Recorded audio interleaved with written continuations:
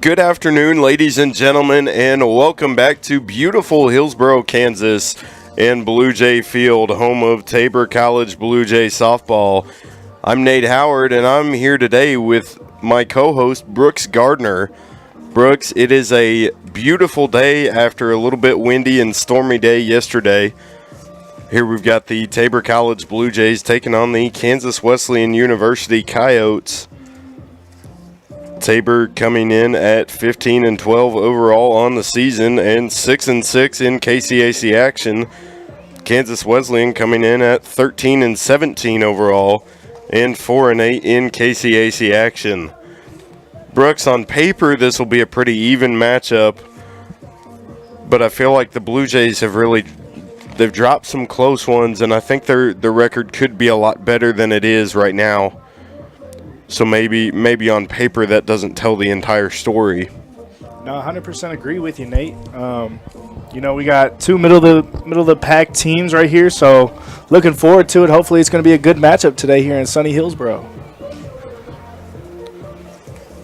So we'll go through the lineups real quick, starting with Kansas Wesleyan. We've got batting first is Haley Summers. She's going to be playing right field. Jenna Sewell, number 22, is going to be playing third. Kiara Hammond is going to be the designated player. She's number 34. Wearing jersey number 21 is the first baseman Trinity Miller. Ellie Hahn is going to be playing second. Bree Kuchkow is going to be playing left field. Brooklyn Lang playing catcher, Callie Warsham at shortstop, and Josie Burr in center field. Caitlin Collier is going to be starting in the circle. And for your Tabor College Blue Jays, leading off is going to be Peyton Staley, as she's at third base wearing number 6, number 27, Miley Milne. She's going to be playing second for the Blue Jays today. Third in the lineup is Darcy Gillen, number 8. She'll be our shortstop. Fourth is going to be Cheyenne Washington, number 42, and she'll be on first base. Fifth in the lineup is Candence Moreno Harabedian, rocking number 3, and she will be behind the dish. Batting sixth is number 5, Reina Enriquez. She's going to be our designated player. Number 7 is going to be Michaela Garasio, wearing number 14, and she will be in left field. In the 8 spot, we got Reese Heffley, wearing number 20. She'll be in right field. And to end off our batting order, we got Lauren Roberts, wearing number 22, and she will be in dead center. In the circle for the Blue Jays is going to be number 95, Marissa Carranza. Just some quick stats, some quick numbers coming into today's contest. Cheyenne Washington currently leads the team with a team-high 36 RBIs, and she also leads the KCAC and ranks 16th in the NAIA in that category. She also leads the Blue Jays with 9 homers on the season, ranks 2nd in the KCAC and 10th overall in the NAIA in home runs. Darcy Gillen coming into the game with 2 triples on the season. She also owns a team-high 9 doubles.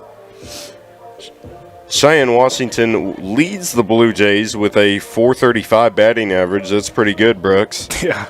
She also boasts a .847 slugging percentage, leading the team and ranking 2nd in the conference, 18th in the NAIA. You know, the stat that really doesn't get talked about the most is on-base percentage, and Cheyenne Washington has the highest on-base percentage with a .479.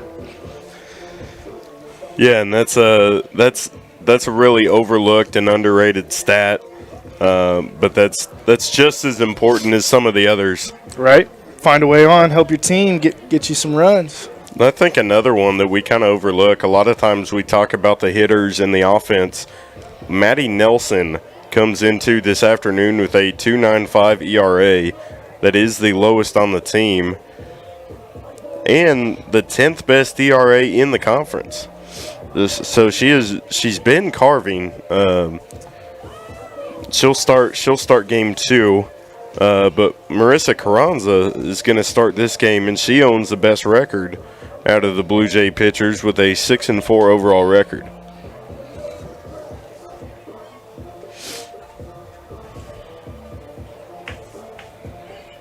And we'll take a look at the KCAC standings real quick. Oklahoma Wesleyan is leading things. They've got a 12-0 KCAC record, 26-8 overall record. Evangel's in second with a 10-2 KCAC record, 26-6 overall record.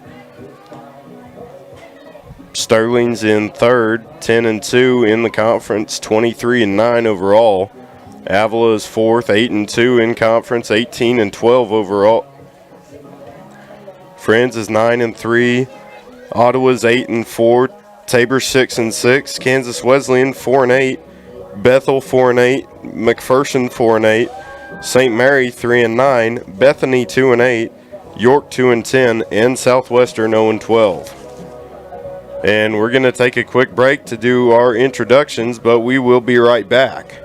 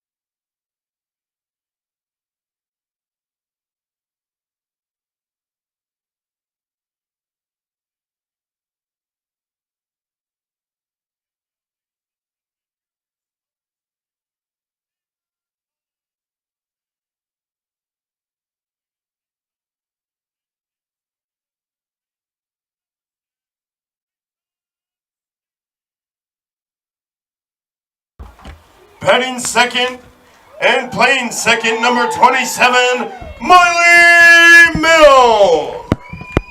Batting third and playing shortstop, number 8, Darcy Gillen. Batting fourth and playing first, number 42, Cheyenne Washington. Batting fifth and behind the dish, number 3, Candace Moreno Harapedian. Batting sixth and in the designated player spot, number 5, Reina Enriquez. Batting seventh and in left field, number 14, Michaela Garasio. Batting eighth and in right field, number 20, Reese Heffley. And last but certainly not least, batting ninth and playing center field, number 22, Lauren Roberts. In the circle for the Blue Jays is number 95, Marissa Carranza. And ladies and gentlemen, at this time, I'd ask that you please rise and remove your hats for our opening prayer. And please remain standing for the playing of our national anthem. Please pray with me. Father God, thank you for this afternoon. Thank you for the opportunity to play and watch this game of softball. We thank you for safe travels for Kansas Wesleyan and all in attendance this afternoon. Thank you for the opportunity to compete at a high level, and thank you for each one of these athletes, coaches, and umpires. We ask that you keep a watchful eye over all in attendance this afternoon, and please grant everyone safe travels home. In your name we pray. Amen.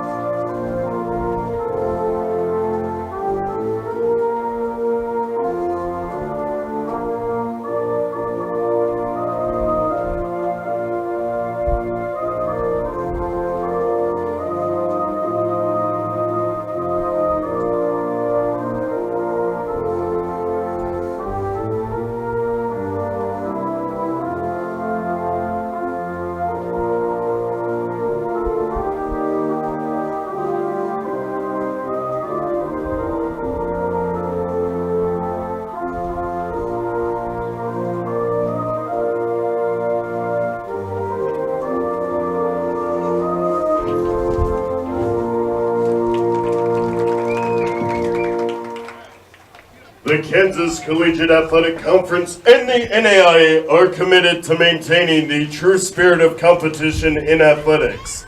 We ask that you please do your part by showing respect to all spectators, athletes, coaches, and officials involved in this afternoon's contest. Thank you.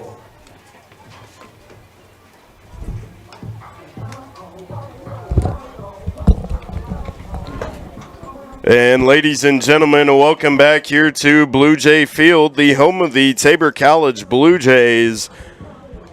Starting to get a little bit windy out here as we get ready for the first pitch. Marissa Carranza starting things out in the circle for the Blue Jays.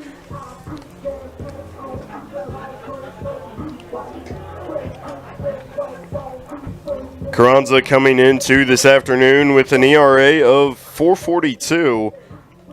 She's got a 6-4 win-loss record. She's thrown 7 complete games, pitched 69 and 2/3 innings. Now batting for the Coyotes, number 29, Haley Summers.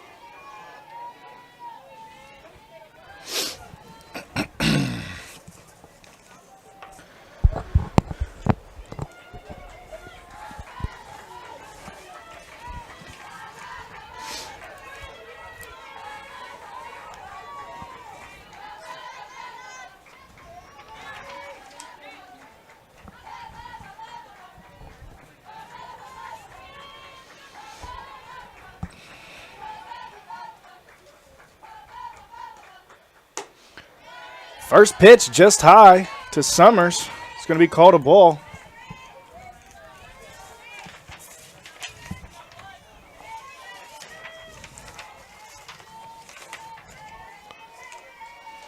And Haley Summers, the sophomore out of Cypress, Texas, hits it down to Peyton Staley, dribbles out of Staley's glove, and she's going to get on.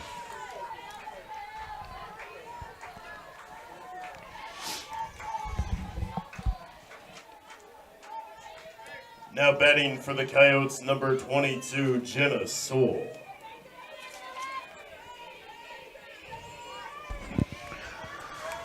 So Summers is going to be on first for the Coyotes as Sewell takes up to the plate.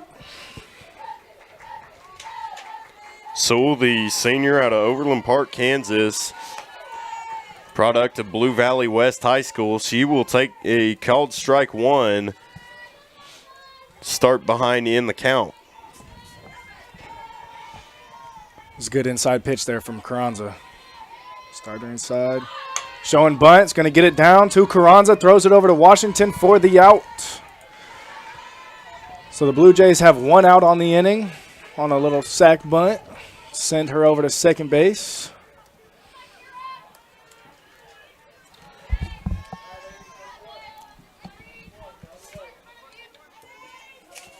Digging in for the Coyotes, number 34, Kiara Hammond.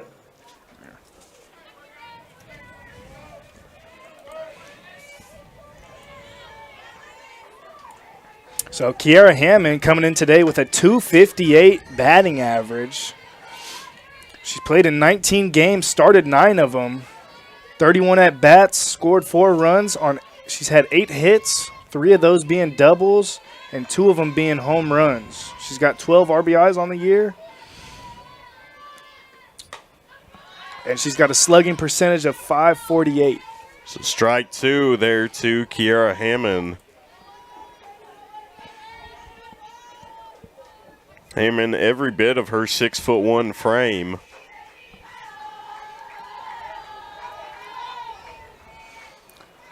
Here comes the pitch from Carranza.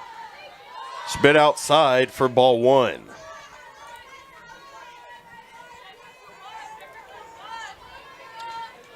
Coyotes in the all black with the white helmets today. Blue Jays in the baby blue or Carolina blue tops and the white pants with the baby blue and white socks. As Hammond fouls off that pitch, it's going to keep our count at 1-2. Kiara Hammond, the sophomore out of Rockwell City, Iowa.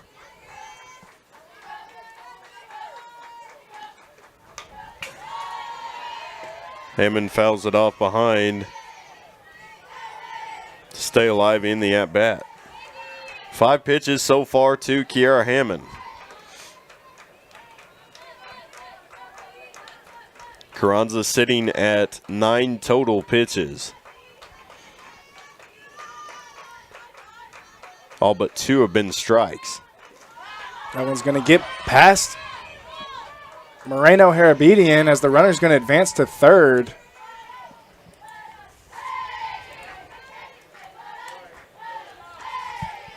So ball in the dirt just kind of squeaked under her glove. 2-2 the count. Here to Hammond. She's going to foul that one off. It's going to keep our count at 2-2. Kansas Wesleyan coming down to Hillsboro from just up the road in Salina. It's about a 54-minute drive, give or take. Kansas Wesleyan, just about 800 some students. They were founded by the United Methodist Church in 1886. Hammond's going to take that pitch. She's going to put it in foul territory down the left field line. So she's showing some fight out there for the Coyotes early in game 1. And right now, the way the standings sit, Tabor sits in 7th.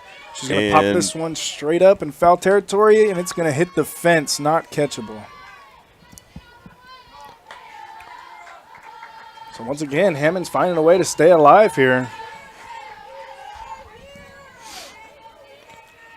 Yeah, nine total pitches so far to Hammond. 5 of them have been fouled off.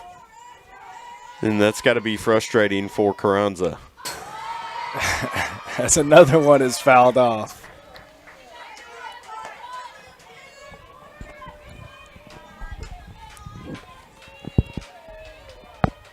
So this pitch count for Kiara Hammond is reaching double digits.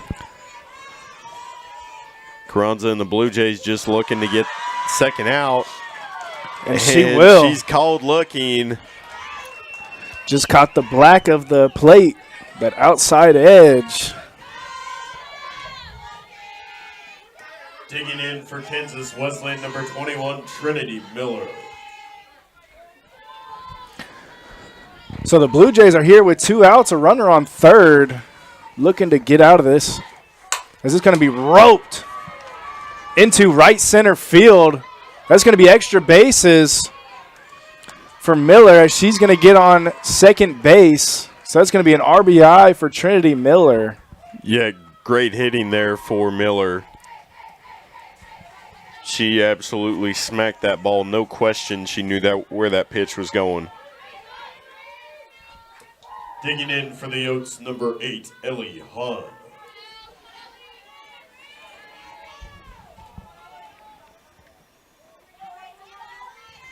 Elion hitting .242 for the Coyotes this season.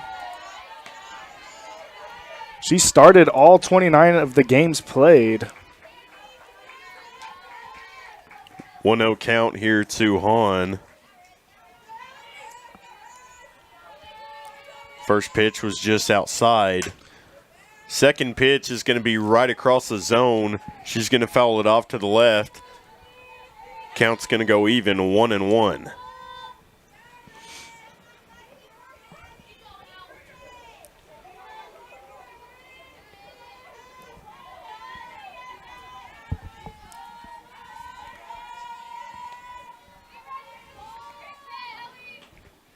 Hahn's got 15 RBIs on the season. She'll take a called strike, too.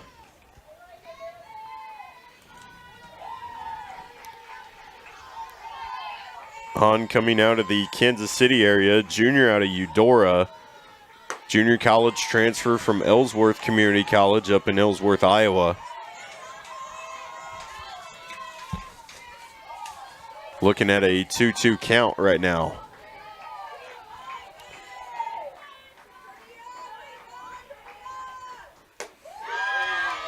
And Carranza is going to get her looking on the same pitch that Hammond went down on, that outside edge. After the top of the first inning, 1 run, 1 hit, 1 error, 1 left on base, Kansas Wesleyan leads 1-0.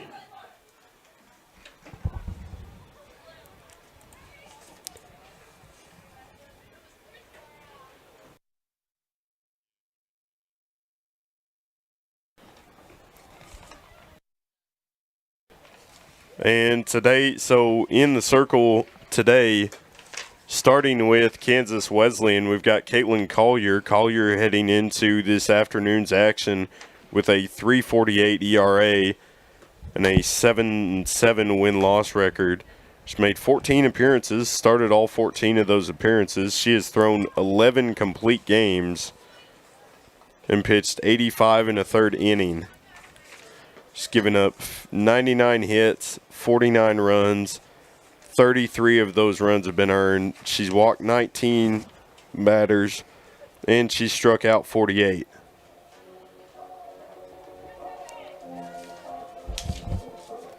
Leading off for the Blue Jays, number 6, Peyton Staley.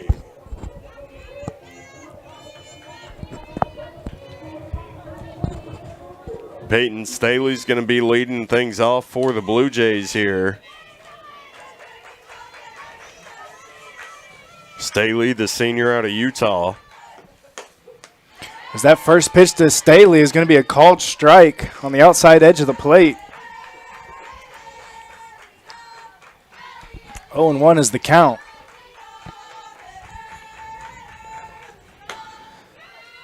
Second pitch is just outside for a ball. Count is now even for Peyton Staley.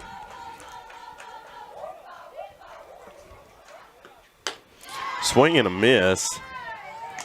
They'll bring up strike 2.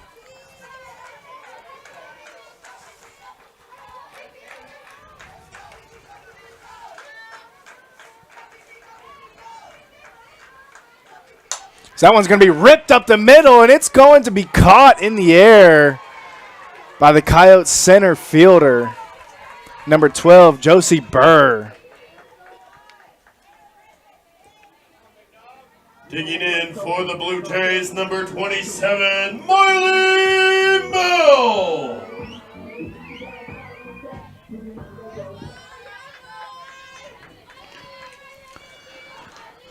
Mills' first pitch is going to be straight down the pipe, as it's going to be a called strike. It's going to be 0-1 count with 1 out.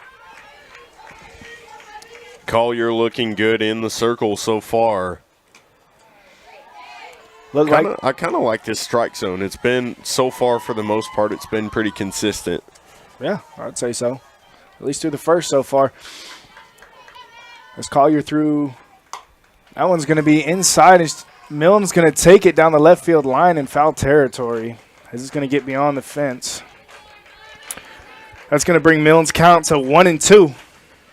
Milne, one of 3 Utah natives on this team. Coming in as a junior. She'll take a pitch outside for ball 2.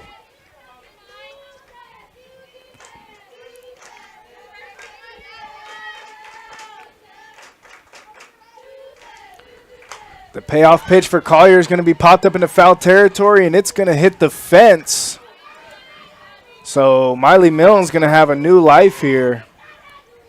It's going to keep our count at 2-2. And the wind's kind of died down a little bit.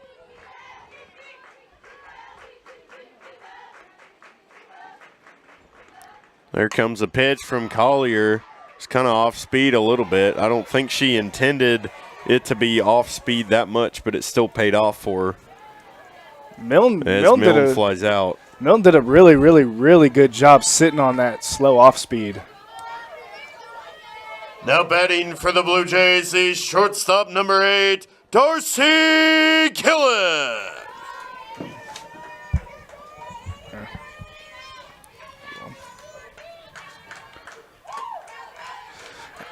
As the first pitch that Gillen sees is going to be off the plate. It's going to be outside for a ball. 1-0 the count with 2 outs. That one is going to catch the outside of that plate.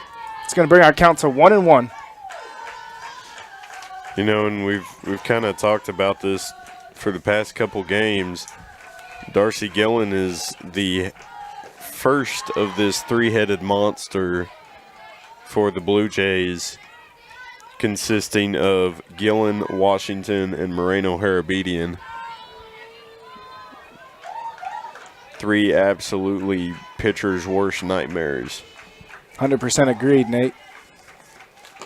As that pitch is going to be outside in the other batter's box, that's going to bring our count to 2-2 with 2 outs. So even 2s across the board. And like you were saying, Nate, yeah, these 3, 4, 5 hitters for the Blue Jays, they've had really, really good production this year. And so it'll be exciting to see what they can do. Darcy takes one up the middle. She's got the speed to beat out the throw.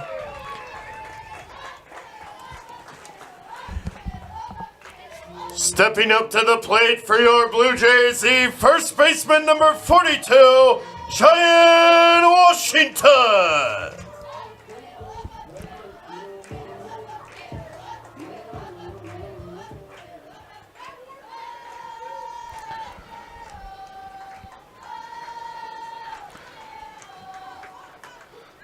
So like we stated previously before the game started, Cheyenne Washington leads the Blue Jays in batting average. With 85 at-bats, she has 37 hits, 8 of those being doubles and 9 bombs. So there she goes. She takes one to over the head to left field. That's going to bring Gillen. There's going to be a play at the plate, and Gillen's going to beat it. That's going to put Washington on third. And a solid triple there with 2 outs for Cheyenne Washington. I mean, what a play, Brooks. Yeah. You can always count on Cheyenne Washington for a spark. Now batting for the Blue Jays, the catcher number 3, Candace Moreno Harabedian.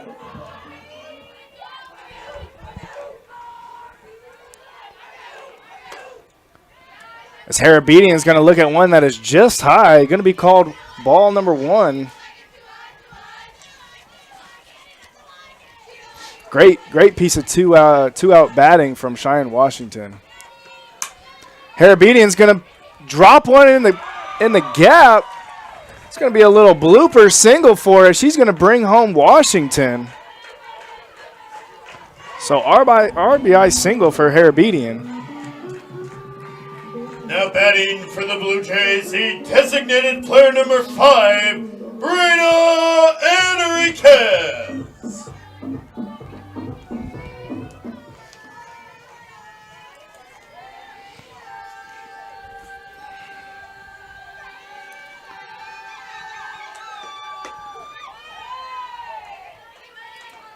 So Moreno Harabedian is going to be on first base.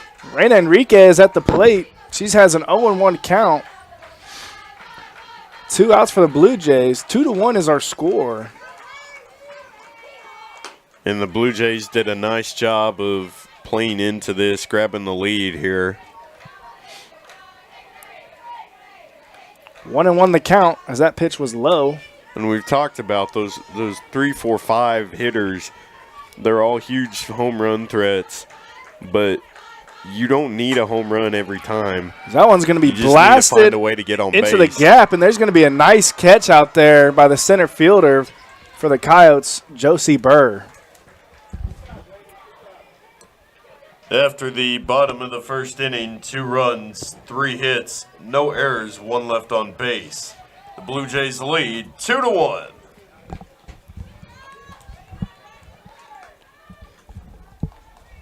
And we'll go to a quick break, but don't go anywhere. Maybe grab some snacks, pop some popcorn, because we have a great one.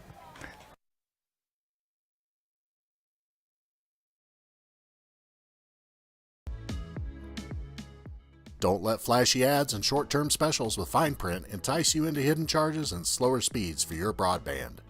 Work seamlessly, stream continuously, and game uninterrupted. TCW is the only provider that offers Hillsborough the reliability of an underground fiber connection to your home or business. Switch today to experience the best with TCW Fiber Internet.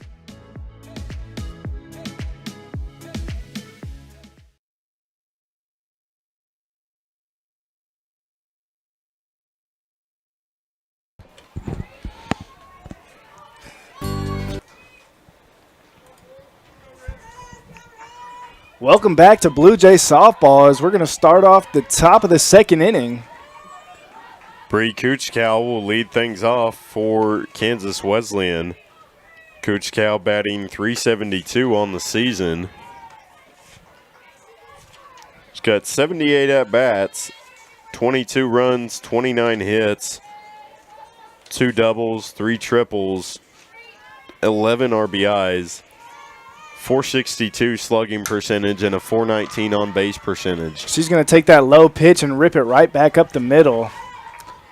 Lauren Roberts is going to be there to field it in center field as it's going to be a single. Stepping in for the Coyotes, number 2, Brooklyn Lang. So Brooklyn Lang, she's coming into this 2-game series as the number 4 hitter for the Coyotes, hitting .284. There comes the pitch to Lang right down the middle for a called strike 1.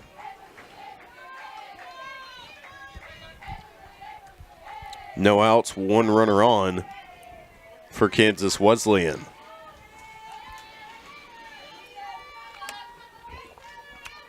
Here comes the pitch from Carranza. Nice little hit there by Lang. Gillen's going to throw her out at first, though.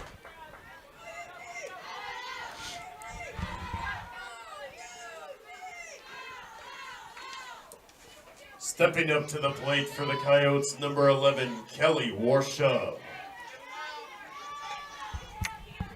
So yeah, that was a really good job by Darcy Gillen over there at shortstop, getting it in and out of her glove pretty quick, as Lang was pretty quick.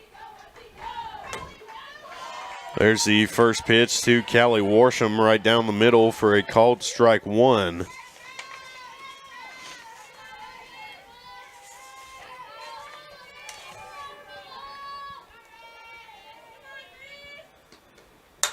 This one's going to be hit high into center field. Lauren Roberts is camped under it. There's not going to be a tag. And that's going to bring us 2 outs for the Blue Jays.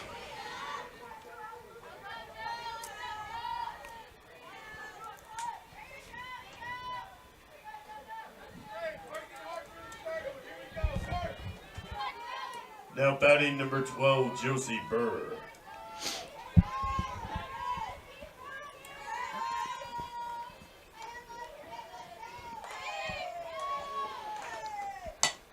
Runner's going to advance. It's going to be a slapped over to Peyton Staley as she's going to make the field and throw over to Cheyenne Washington to end the top of the second. After the top of the second inning, no runs, 1 hit, no errors, 1 left on base. Blue Jays still lead 2-1.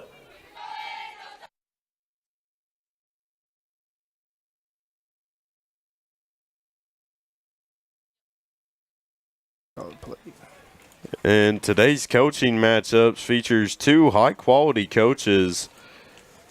Of course, Jeff Brewer for the Blue Jays and Ryan Cooper for Kansas Wesleyan. Ryan Cooper coming into his 3rd season at the helm of the Coyote program. Jeff Brewer coming into the 7th season here at the helm of the Blue Jay program and his 1st season as the Blue Jay athletic director.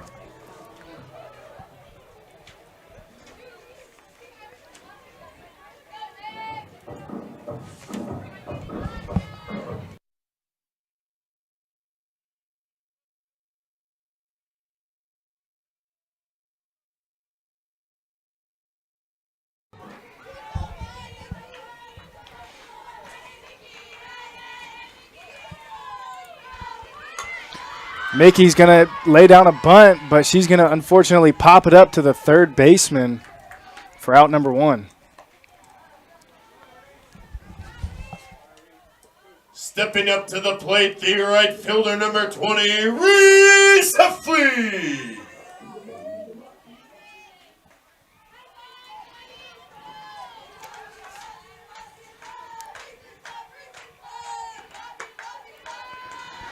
Heffley's going to watch first pitch go by as it's going to be high and for a ball. 1-0 the count.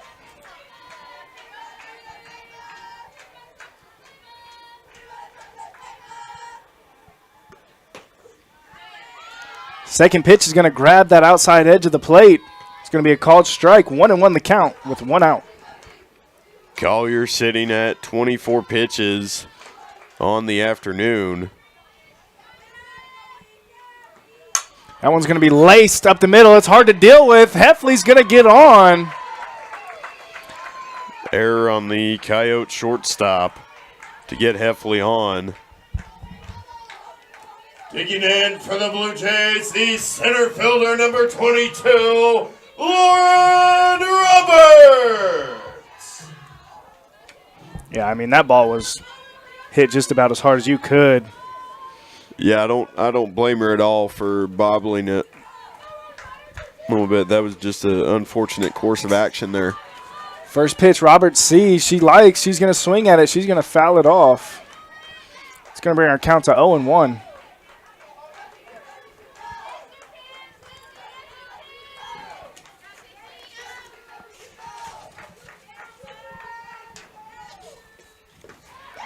Second one's going to get by the catcher. That's going to advance Heffley over to second.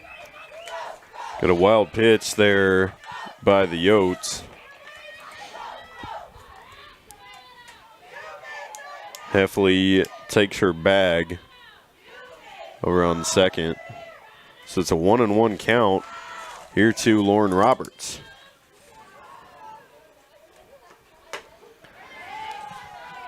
Called strike 2 on Roberts, straight up the middle. 1-2 the count to Roberts.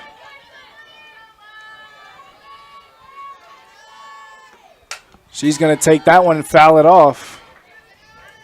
It's going to keep our count at 1-2.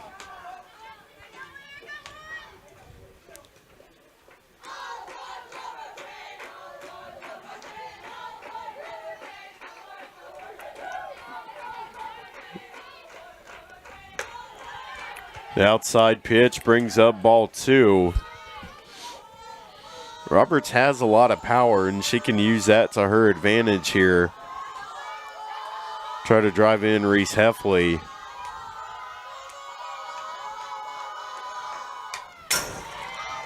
She's going to fight off that inside pitch. She's going to foul it straight back to the backstop. That's going to keep our count at 2-2 with 1 out. I'm glad we've got that fence there, Brooks. Yeah. It's like right at face level. Might take one to the grill, if not. I was going to say, I didn't think we were that bad.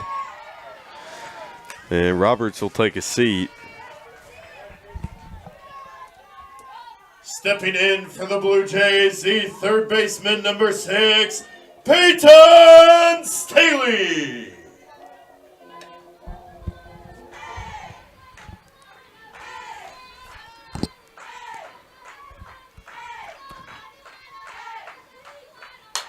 So as the Blue Jays rotate to the top of the order, Staley's going to put that one in foul territory right around first base, as their first baseman is going to come up with that. After 2 full innings played, no runs, no hits, 1 error, 1 left on base, the Blue Jays still lead 2-1. At Baumgar's, we want to be your one-stop shop. From DeWalt power tools to workwear and footwear, plus seasonal goods, livestock feed, pet food, and so much more. Family owned and operated for more than 70 years, we knock ourselves out to deliver legendary customer service. And with more than 100 stores serving customers from the Midwest to the Rockies, we strive to have what you need when you need it at Baumgart's.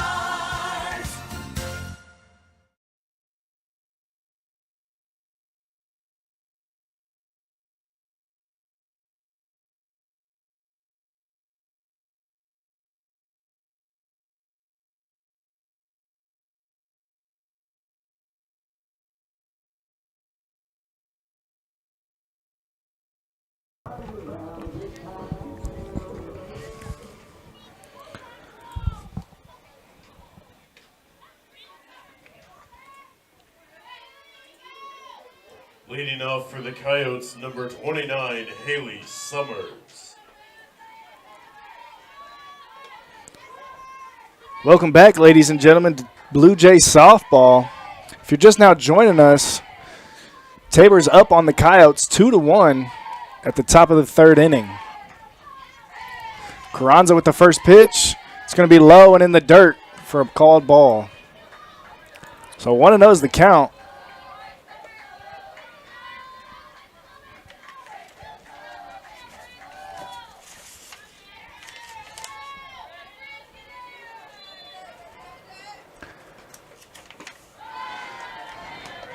Second pitch that Summer sees is also going to be low and away. It's going to be called ball number 2. The sun kind of getting brighter out here right now.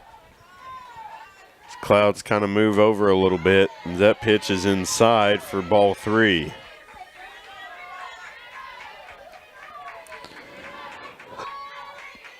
Carranza at 31 pitches so far.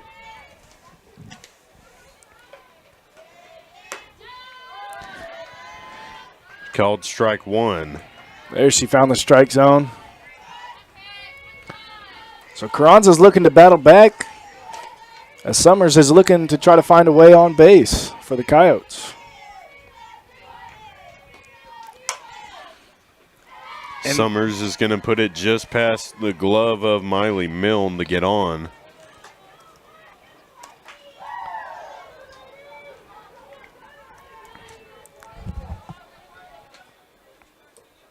Digging in for the Coyotes, the third baseman, number 22, Jenna Sewell.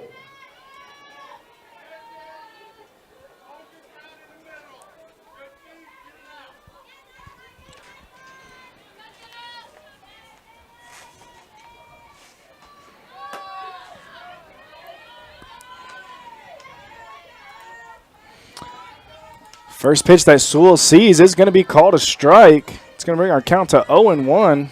Coyotes have a runner aboard at first base.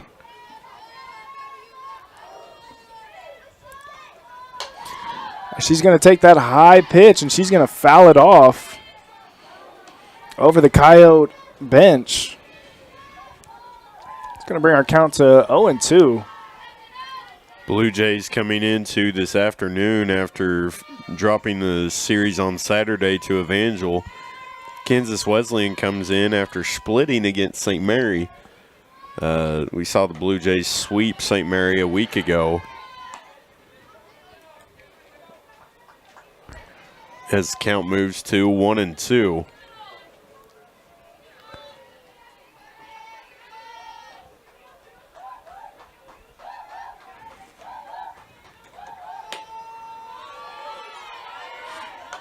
That one's also just going to miss the mark, bringing our count to an even 2-2.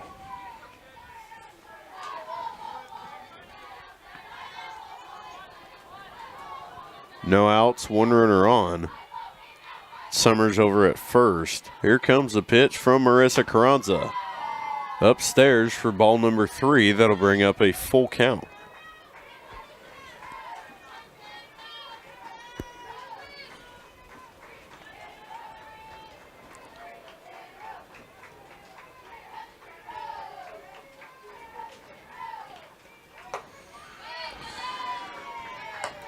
And Carranza's going to throw an inside pitch to walk Sewell.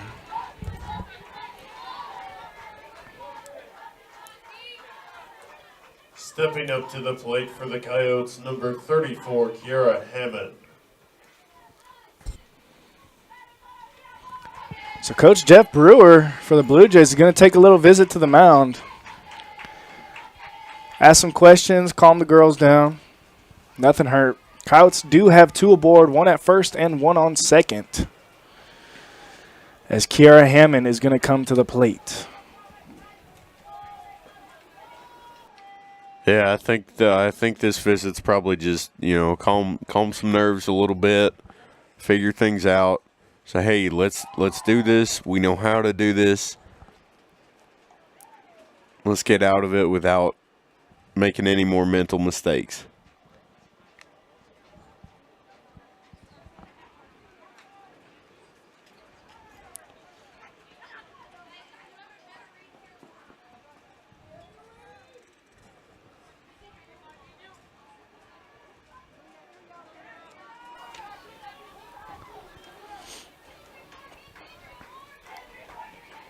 Kiara Hammond steps in for her second at-bat of the afternoon. She'll take the first pitch from Carranza, foul it off behind her, bring up strike 1.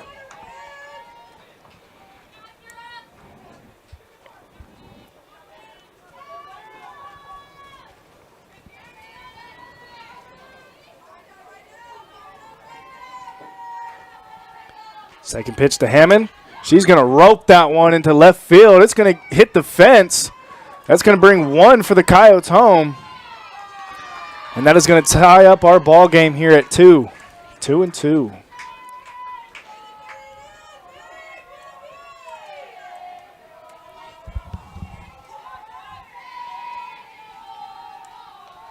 Stepping in for the Coyotes, the first baseman, number 21, Trinity Miller.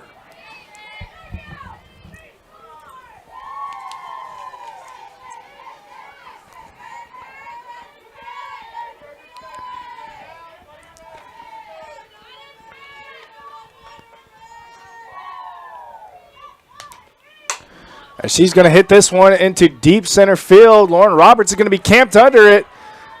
Runner advances to third. Throw not in time. However, it was a very good throw. Yeah, great throw there. Try to get the out.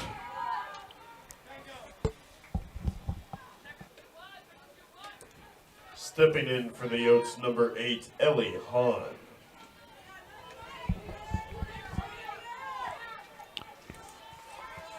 So runners on the corners for the Coyotes with 1 out. 43rd pitch of the day for Carranza. That's right down the middle for called strike 1.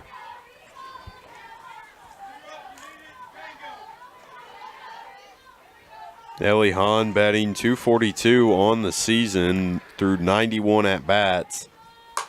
He's got 15 RBIs. He's going to send that one foul.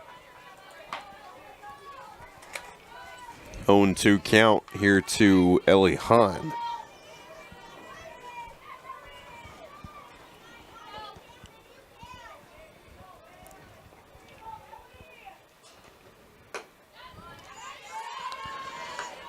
Carranza pitches outside to Hahn. It's going to be called ball.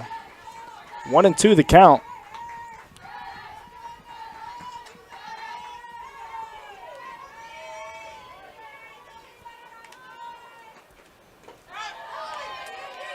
Pitch is downstairs and outside for ball 2. Bring it even.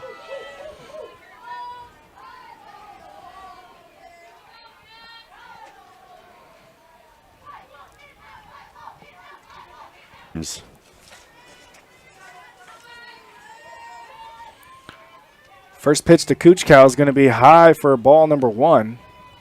She's going to see the second pitch, and that's going to be low and outside for ball number 2. 2-0 is the count.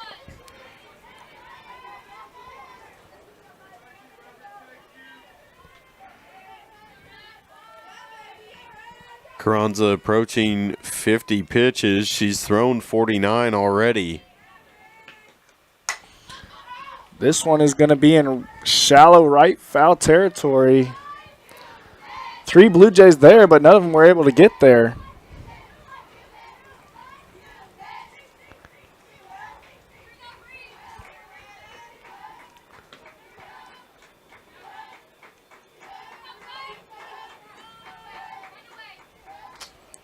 Two and 1 is going to be our count.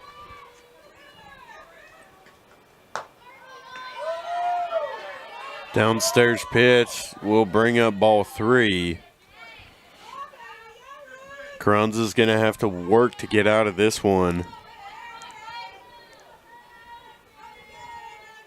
Don't want to put yourself in a situation that is going to create more trouble later. Kuchkow is going to get on. Another run is going to come in for Kansas Wesleyan. As Kuchkow laced that one up the middle. So we got runners on first and second for the Coyotes. It's going to bring up. Now batting for Kansas Wesleyan, the catcher number 2, Brooklyn Lang.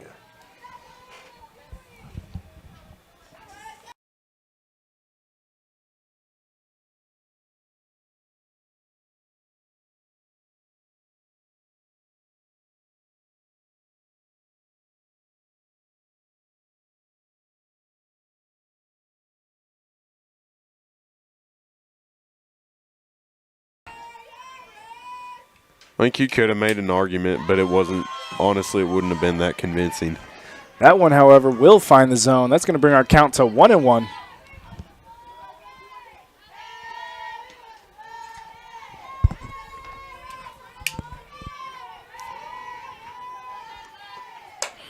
This one's going to be roped. It's going to be down the left field line, just foul. It's going to bring our count to 1-2. And aren't you glad that ball stayed in foul territory, because she ripped that one. Yeah. If that was in foul territory, it was definitely getting to the fence. Or fair territory. 2 runners on here for the Coyotes. Took the lead a moment ago. Ball is barely going to be fair. Oh, they're going to call that foul after all. So Lang stays alive in the at-bat here. Looking at her 5th pitch. Fouled it off twice, taking a called strike. And she's got 1 ball.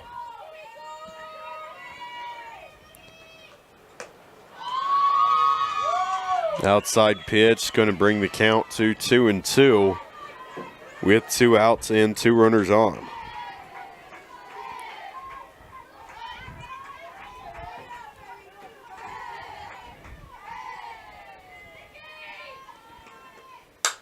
This one's going to be poked into center field. Lauren Roberts is going to be able to bring it in Good for snag out number there by 3. Roberts. Always there when you need her. After the top of the third inning, 2 runs, 3 hits, no errors, 2 left on base. Kansas Wesleyan leads 3-2.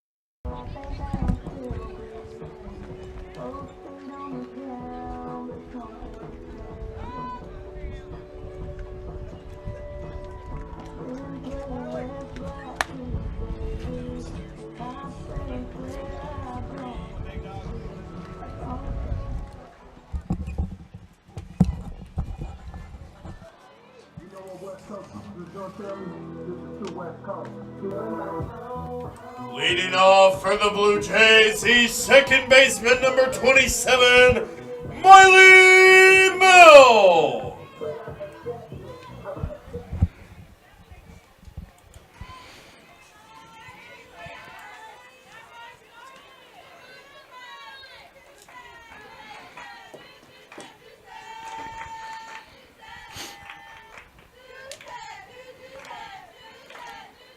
So as we go into the bottom of the third, the Coyotes took the lead in the top of the third, bringing our score to 3-2. This one's going to be popped up into foul territory, and it will be brought in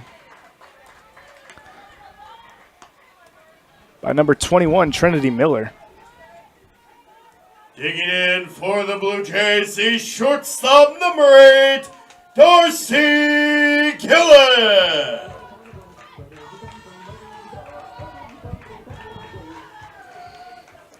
Well, like I said, Brooks, in the previous half inning, this is going to be a very back and forth game. It just feels like it. First pitch to Darcy Gillen is downstairs for a ball.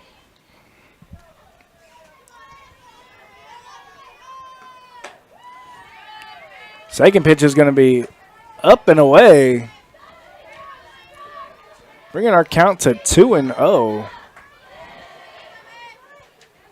And I think the biggest thing Gillen doesn't like about that is she'd love just to rip one over the fence right now.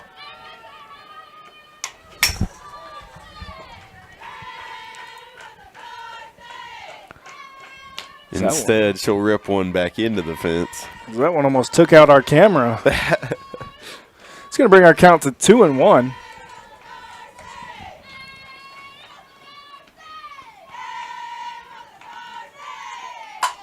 That one's going to be ripped, and it's going to take a bad hop to the second shortstop. Darcy Gillen will beat out the throw.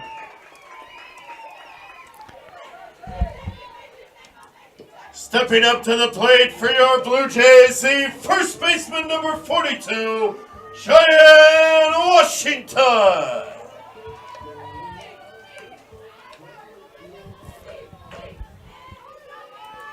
So, yeah, that was another ball that was ripped over there to the shortstop. As this one's going to be hit high into shallow right field. The second baseman is going to call it, and she will be camped under it for out number 2 of the inning. Now batting for the Blue Jays, the catcher number 3, Candace Moreno Harabidian.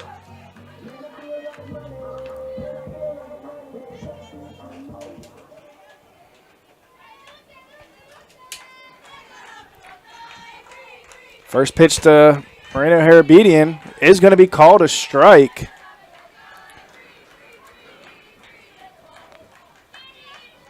Oh, and 1 the count. Gillen is on first. The Blue Jays do have 2 outs. Gillen's going to steal, and she's going to get there as that ball almost took her head off.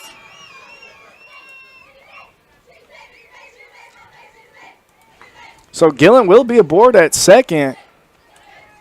Harabidian, that brings her count to 1-1. So the Blue Jays do have a potential scoring runner on second. with that steal. As that ball is going to start in foul territory and come back into fair territory. That ball had a lot of spin on it as the first baseman is going to come pick it up and touch first to end the inning. After the bottom of the third inning, no runs, 1 hit, no errors, 1 left on base. Kansas Wesleyan still leads 3-2.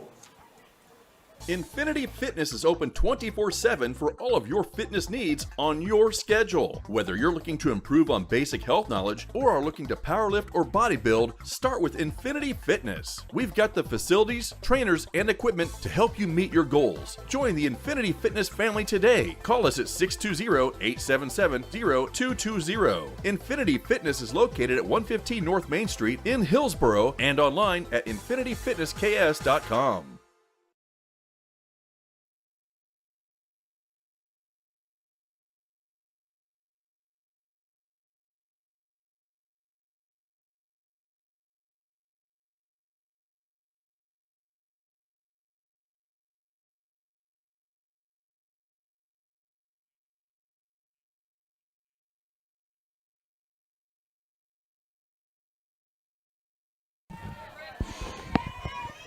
Welcome back here to Blue Jay Field in beautiful Hillsboro, Kansas. Callie Worsham going to lead things off for Kansas Wesleyan. Here's the first pitch from Marissa Carranza.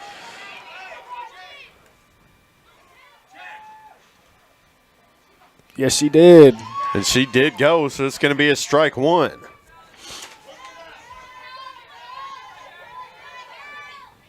I mean, I feel like your bat's all the way there. You're basically, I mean, that's basically all of half of a swing there.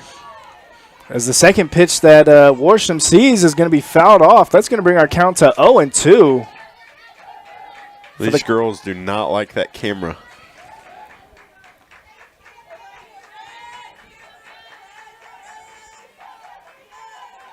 Callie Worsham 0 for 1 on the afternoon.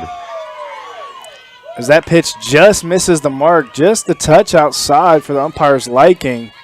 She's going to call it a ball. 1-2 is going to be the count.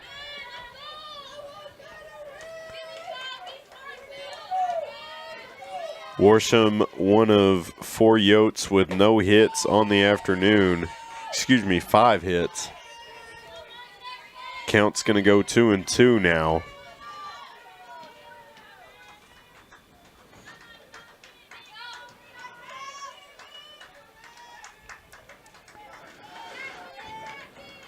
Carranza to the plate.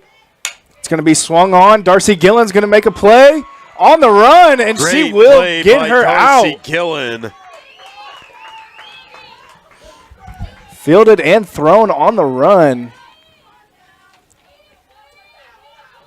Digging in for the Coyotes, number 12, Josie Burr. So what a play from Gillen there. She's going to get the first out of this inning.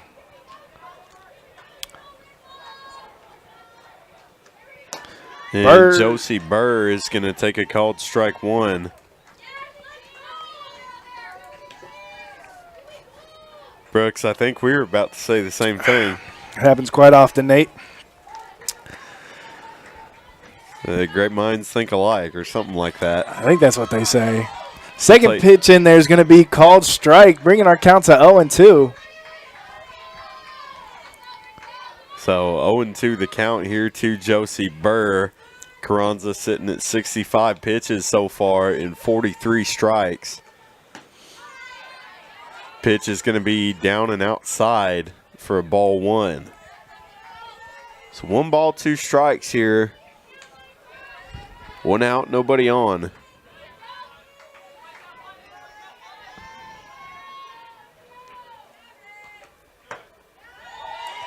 Pitch just outside of the strike zone for ball 2.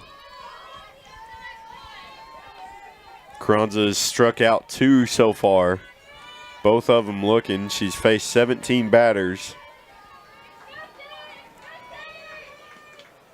This one's going to be popped up Miley Milne's going to be camped under it, and she's going to get it. It's going to get the second out for the Blue Jays. Good play there by Milne.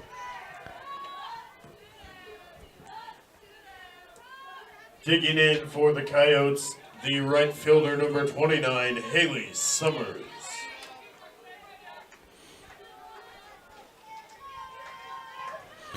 So that's going to bring us to the top of the Coyote order.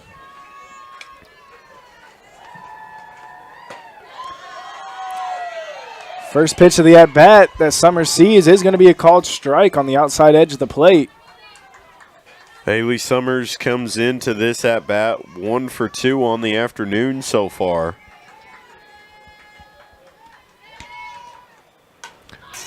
She'll foul it off to get behind in the count 0-2.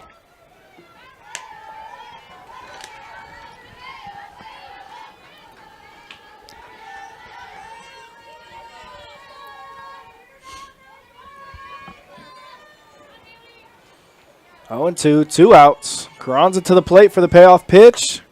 It's going to be in the other batter's box. That's going to be the first ball of the at-bat. 1-2.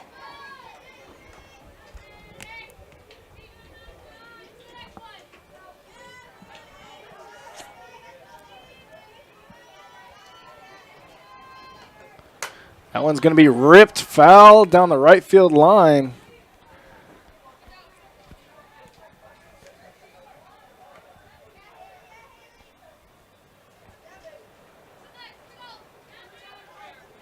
That's going to leave our count at 1-2.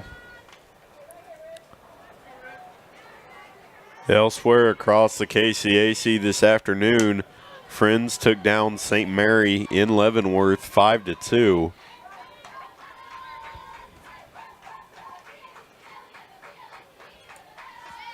Southwestern got their first conference win in 8 innings over in York 5-4. Ottawa took down Avila at home 5-2. Still waiting on that final score from Oklahoma Wesleyan and Evangel, as Summers will get on base.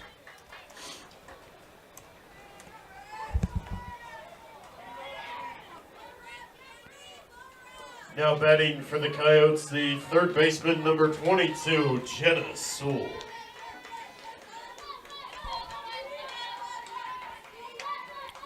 So Coyotes one aboard with 2 outs. Sewell up to bat.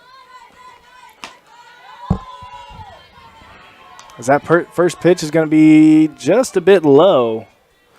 It's going to be called a ball, bringing our count to 1-0.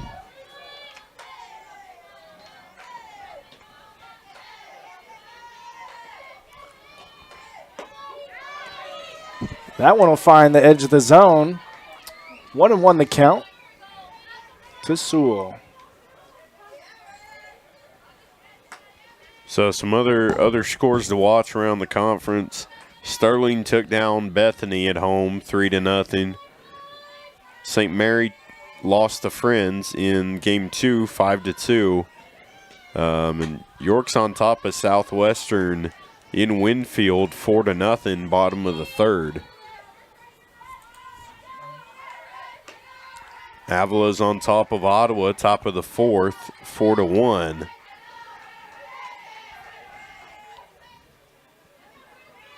Looks like that McPherson-Bethel game is in progress over in North Newton, tied at 6-6.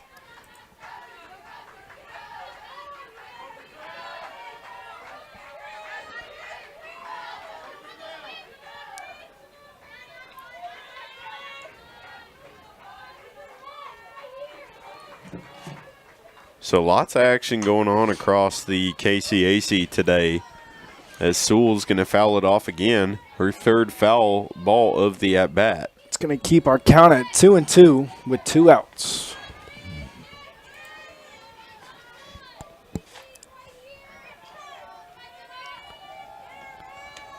Carranza looking to put her away. As she pops one up into shallow center field, Lauren Roberts calling it off, and she will be there for the catch. It's going to take us to the bottom of the fourth. After the top of the fourth inning, no runs, 1 hit, no errors, 1 left on base. The Coyotes still lead 3-2.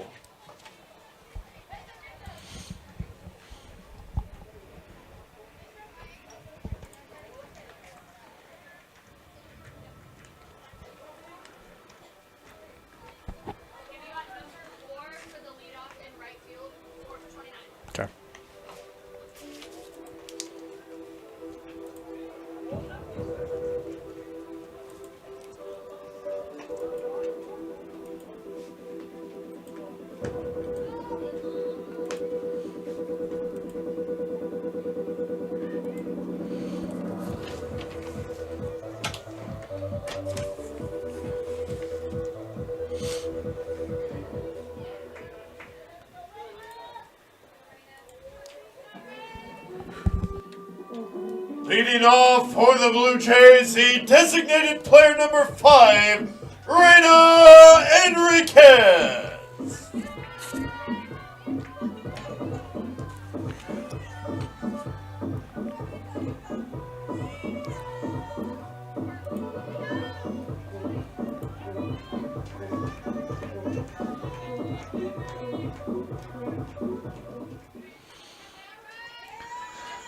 And ladies and gentlemen, we are going to have a substitution for the Coyotes in right field as Deja Rubio is going to come in for Haley Summers, and she'll be wearing number 4.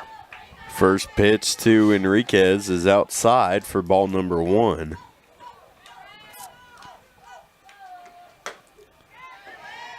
Straight across the plate for called strike 1.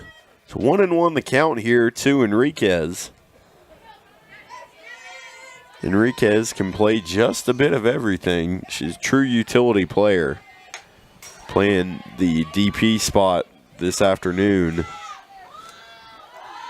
She'll foul it off.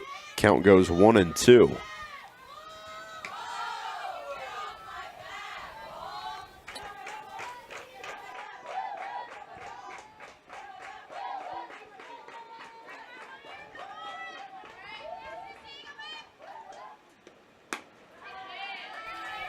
The outside pitch, that'll bring the count even at 2-2. Enriquez 0 for 1 on the day so far. She's going to rip that one, and it's going to be fair. Straight down the third base line. She's going to get on 2 as the ball is muffed by the left fielder. Saw a double there by Enriquez to lead things off.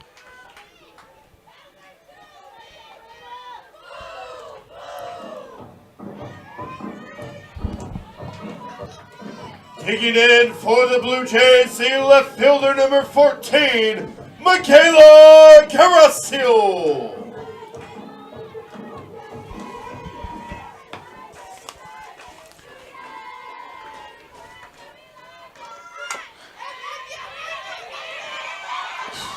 Successful bunt attempt there for Michaela Garasio. That one it actually went foul, Nate. The Lady Coyotes waited long enough for the ball to keep spinning as it rolled into foul territory. So that'll bring her back up with a count of 0-1. I stand corrected. It looked good, though. It did look good there until about the last half second. And she's going to pop that one up into foul territory, bringing her count to 0-2. Well, now with the 2 strikes and both of them being foul balls, can't bunt anymore unless you're sure. Now, usually she's good for a bunt in a game, but I don't know if I would take the chance right now.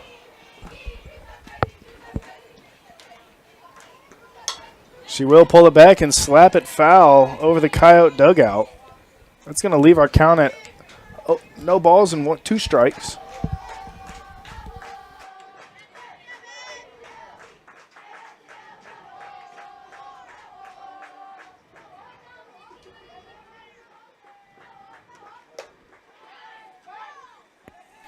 As Garasio watches that one go by in the other batter's box. 1-2 is going to be the count. 1-2, no outs, 1 runner on. And that 1 runner is Reina Enriquez in scoring position over there on second off that leadoff double. Garasio going to get on safe. 2 runners on now. Because that's going to bring up Reese Heffley.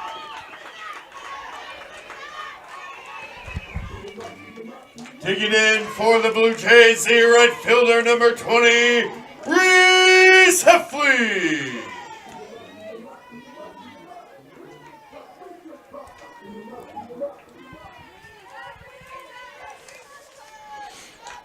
So Heffley, the Hillsboro native, she shows bunt. It's going to be way upstairs. She's going to pull it back in time for called ball number 1.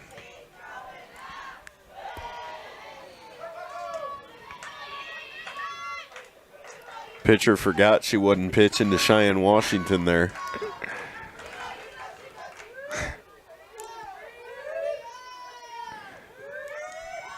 Second one is going to get down. And I think the intention there was a sack bunt, but the bases are now loaded as Heffley gets on with that clutch bunt. She'll just beat the throw. Now batting for the Blue Jays, the center fielder number 22, Lauren Roberts.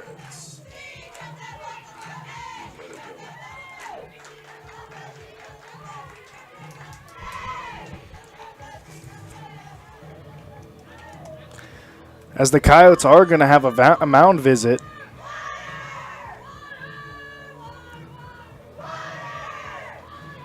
And mind you, the Blue Jays still don't have a single out. Yeah, this is a great start to the bottom of the fourth inning here. It's not, you don't have to hit a home run every time. We've talked about that. You just got to get on base, and you're going to have to get on any way you can. So, great job by the Blue Jays making any plays they can to get on.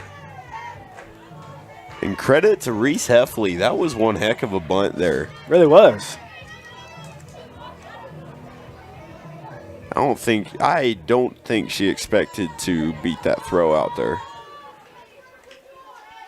But bases are loaded as Lauren Roberts comes up to the plate. Roberts, the native of Olathe, Kansas, just over in the Kansas City area. She's going to take that first pitch and foul it off over the backstop. It's going to put a strike on her tab. 0-1 the count.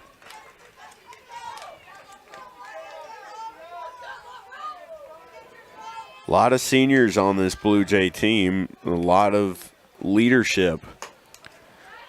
Second pitch is just outside. It's going to be called a ball. 1-1 the count to Roberts.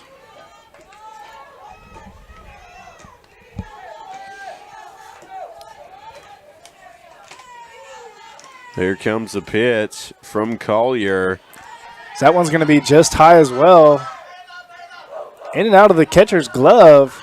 She's going to be able to get to it in time before Enriquez on third could advance to home. So 2-1.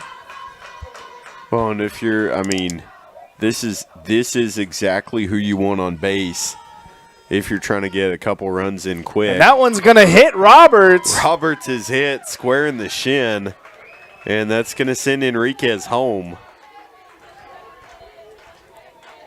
And the Blue Jays tie the game. Roberts earns herself an RBI. Digging in for the Blue Jays, the third baseman number 6, Peyton Staley.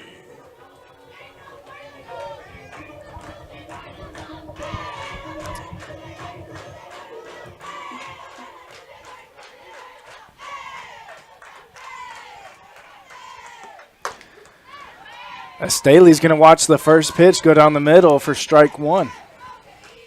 0-1 the count. No outs. Yeah, still no outs on the board. We got bases loaded. And this is still who you want running the bases. Exactly.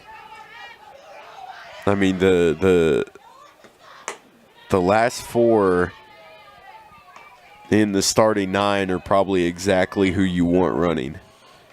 So some of the fastest players on this Blue Jay roster outside of Keely Brewer and Megan Berger. Pitch is inside to Peyton Staley. 2 balls, 1 strike here. Staley trying to make something happen here.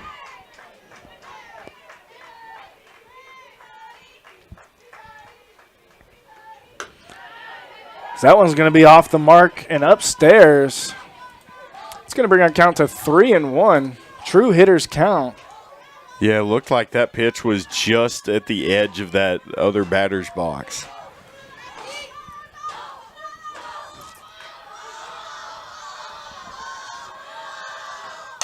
As Staley's going to rip on it. Third base struggles with it. Out at home, but the bases are going to still be loaded. Staley will get on.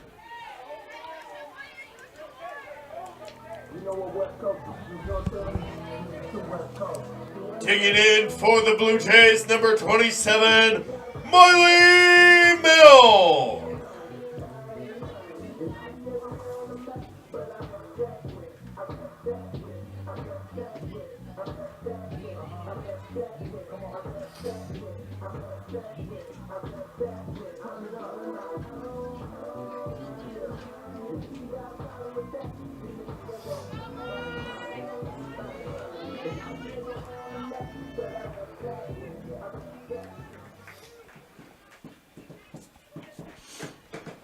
So bases are still going to be juiced with one out for the Blue Jays.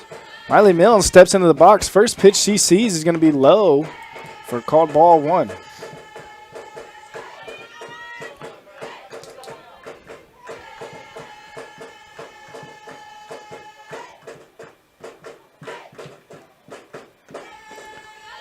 Blue Jays dugout sounds very rhythmic.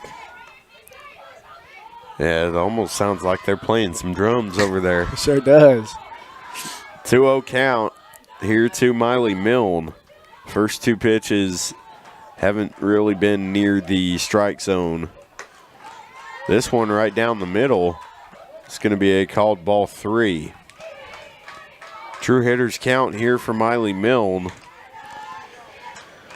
Bases loaded, 1 out. Milne gets ready. There's a pitch. Called strike 1. Looked a lot like the pitch immediately before. It sure did. But I think it was just a little bit inside compared to that first pitch. And that one is going to put Miley Milne on first as she walks in another run. RBI there for Milne. And this is what you don't want. This is what you don't want. Yep. Now batting for the Blue Jays, number 8, Darcy Killen. You do not want the bases loaded with Darcy Gillen coming up to bat. Really with any of the 3, 4, 5 hitters. As that one's going to be ripped into the gap. That's going to send Staley home. It's going to be a play at the... She holds it over there. So Roberts and Staley will get home. That's going to bring in 2 for the Blue Jays off the Gillen single. Runners still aboard for the Blue Jays. 1 on first and 1 on second. That's going to bring up Cheyenne Washington.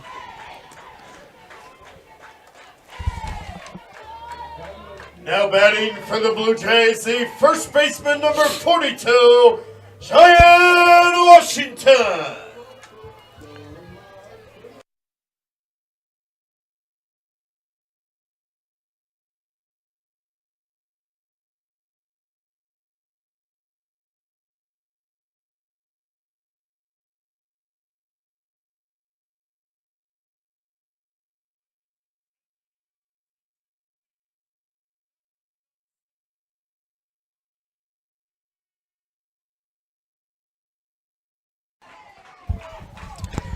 Keely Brewer now the runner on second.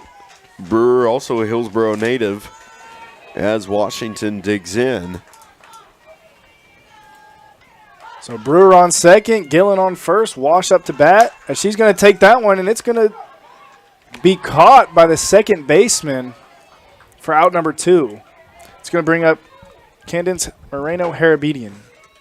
Digging in for the Blue Jays, the catcher, number 3, Candace Moreno-Harabedian.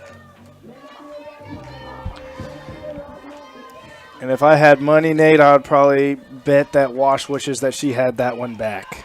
Yeah, no kidding. If we both had money. Moreno's going to pop that one into foul territory as it hits the stands. Thankfully, they have a nice little awning on either side for home and visitor stands to protect fans from foul balls. Yeah, that's nice, and it kind of keeps the sun off. Yep. Multi-purposeful. Yeah, this really is a beautiful park here. Moreno's going to rip one up the middle. Brewer's That's going to gonna bring come in to Brewer score. home. Gillen's going to get on third. So runners on the corners for the Blue Jays.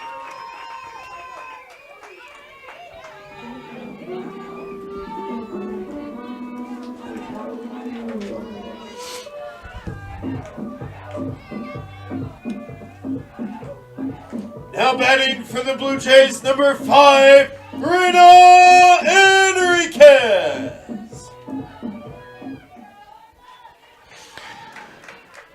So Reina Enriquez looking to keep this inning going. As he watches the first pitch go by, called for strike number 1. Runners on the corners here for the Blue Jays. Got Gillen over on third. Moreno Harabedian over on first. 2 outs on the board. Enriquez is going to put it in play. She's thrown out at first. There's out number 3. An explosive inning for the Blue Jays as they put up 5 in the bottom of the 4th.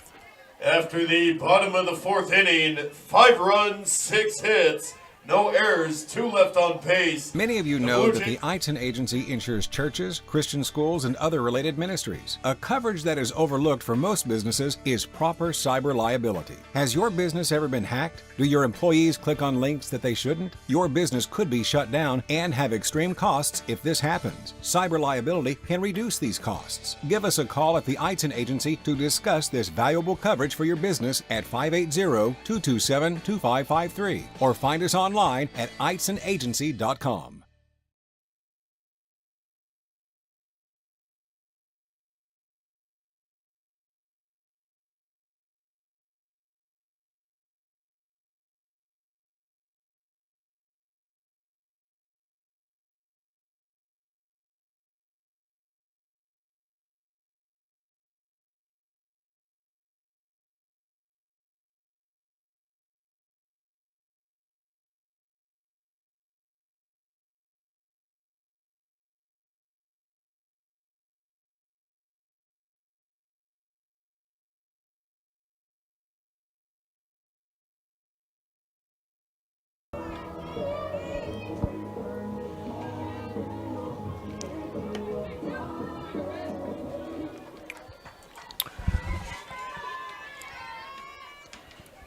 Leading off, Kira Hammond.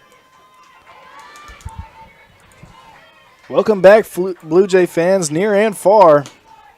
As we're heading into the top of the 5th inning, Kira Hammond's going to lead off for the Coyotes this inning. Hammond 1 for 2 on the afternoon. 1 RBI.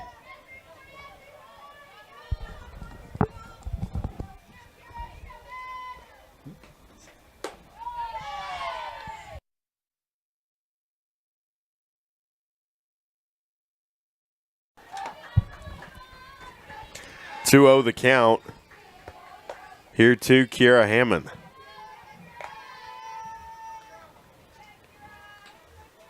She's going to take that one and rip it. It's going to get over Robert's head, and it's going to be gone for a home run.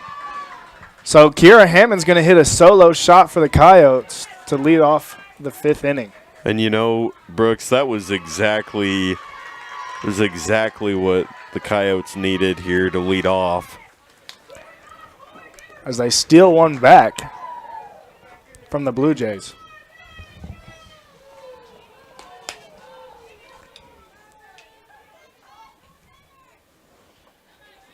Digging in for the OC, first baseman number 21, Trinity Miller.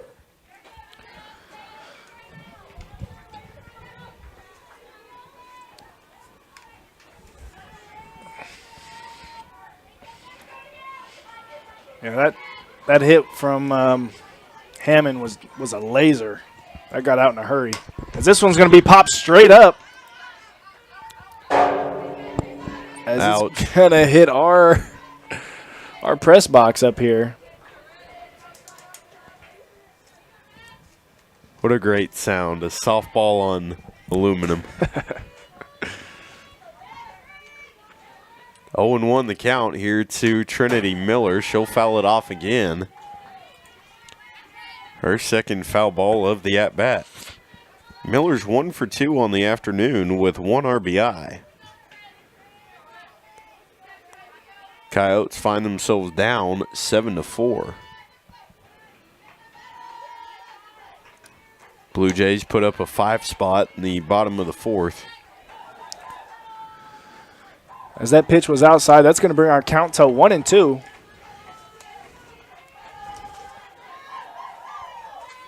So we look at the NAIA Top 25.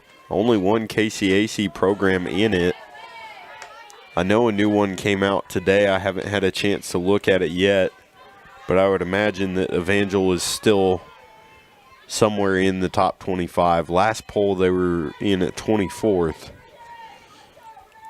Got to think Oklahoma Wesleyan has found their way onto that list as well. I know they have had a great season thus far. That ball Great was snag there by Roberts. That ball was ripped to center field. Roberts does a great job tracking it down. Stepping in for the Coyotes, number 8, Ellie Hahn.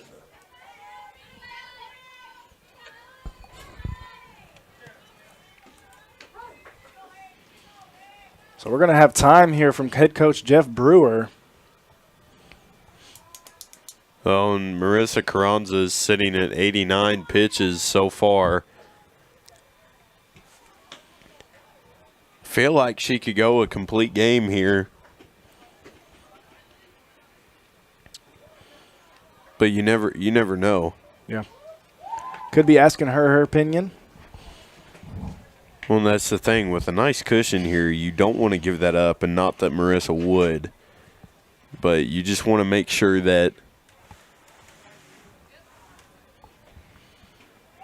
you can do everything in your power to stay in the lead.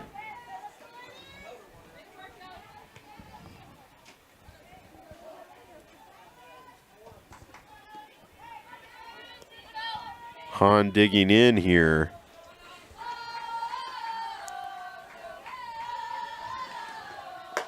First pitch to Hahn is right down the middle for a called strike 1. Starting to get some shadows across the field here. Clouds are kind of moving out of the way. There was a lot more cloud cover earlier. Hahn's going to rip that one down left center for a 1-out single.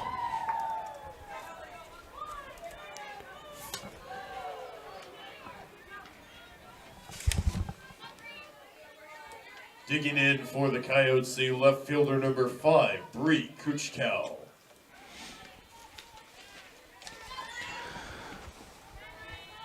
So with Hahn on first, that's going to bring Kuchkow to the plate. 1 out for the Coyotes. First pitch from Carranza is going to be a called strike.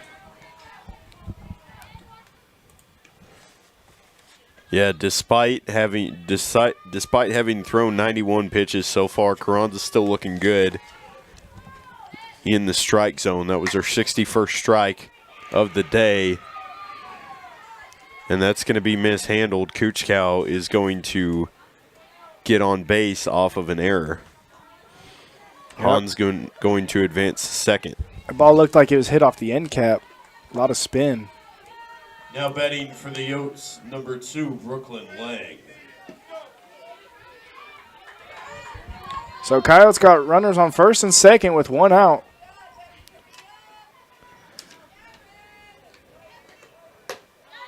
As Lang is going to be up, Carranza just misses her mark just outside for pitch number 1. Brooklyn Lang, the Coyotes catcher, is 0 for 2 on the afternoon so far. Second pitch to Lang. She's going to rip it. It's going to be fair right down the right field line. That's going to bring in 1 Coyote, and that's going to put the other on third. So runners on second and third for the Coyotes now. Well, and I didn't even have to say it to bring up the broadcaster's jinx. All I had to do was think it, that she was due. Turned out she was. But good hit there by Lang. All credit due to her. It was beautifully placed right on the line. as we're going to have a pitching change for the Blue Jays. That is going to be number 1, Chloe Turbide Reeder. Turbide Reeder, the senior out of Reno, Nevada. Ladies and gentlemen, your attention, please. Now in the circle for the Blue Jays is number 1, Chloe Turbide Reeder.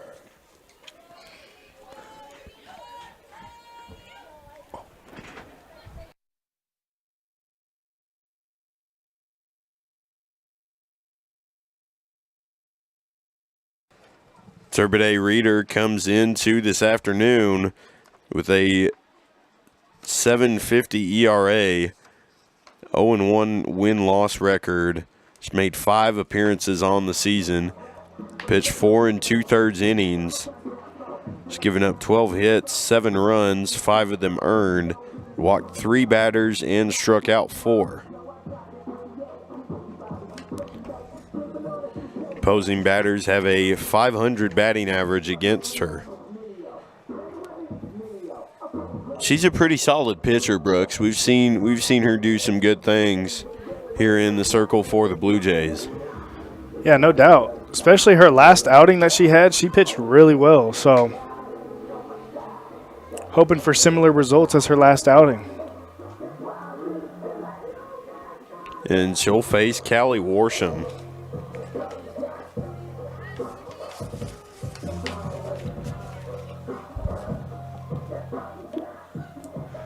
Now batting for Kansas Wesleyan, the shortstop number 11, Kelly Warsham.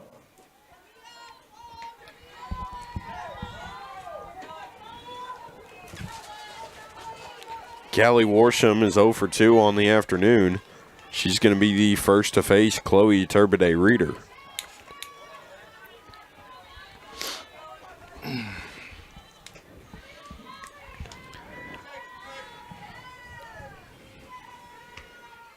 Two runners on, 2 in scoring position for the Coyotes, as the first pitch from Turbide Reeder is downstairs for ball number 1.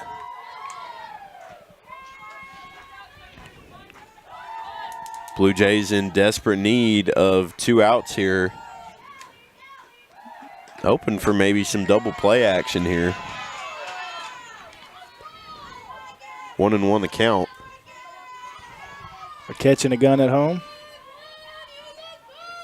Yeah, I think that'd be pretty sweet.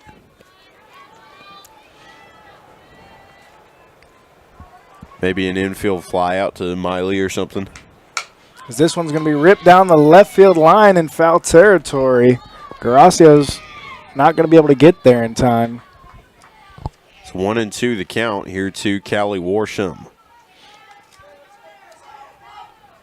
Wind picking up a little bit.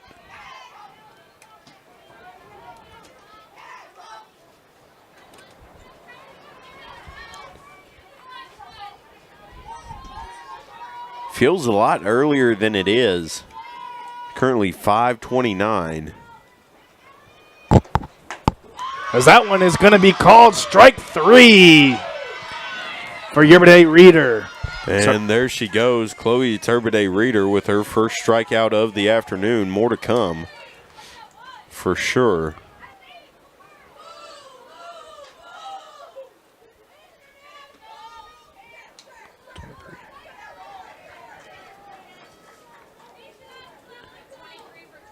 Now batting for Kansas Wesleyan, number 23, Candace Mallet.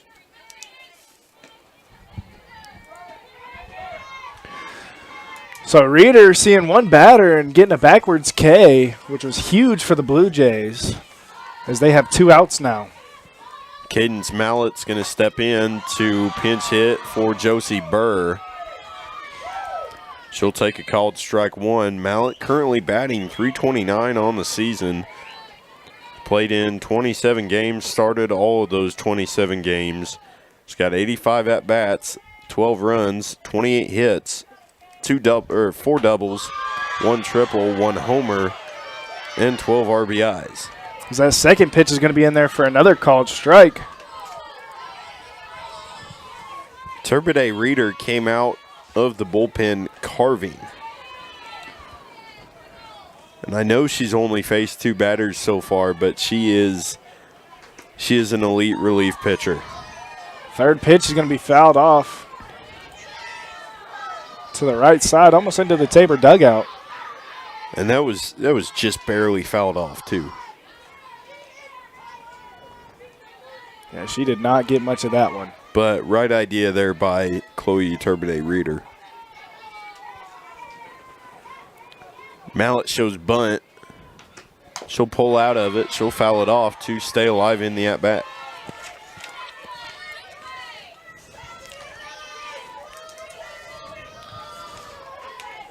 So some good fight that we're seeing out of Mallet here with 2 strikes and 2 outs. And Cadence Mallet, the junior out of Brisbane, Australia. Junior college transfer out of Garden City Community College out in western Kansas. Long way for Mallet from Brisbane to Salina, Kansas. I would love to hear the story of that one.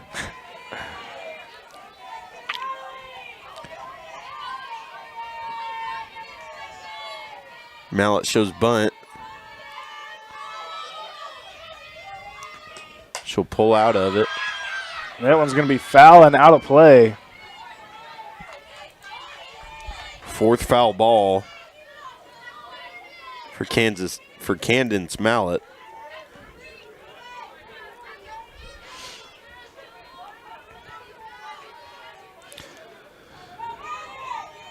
You know, it only takes one, Nate, for pitcher and hitter. As that one's going to be thrown upstairs. That one's going to bring our count to 1-2. The first ball of this at bat.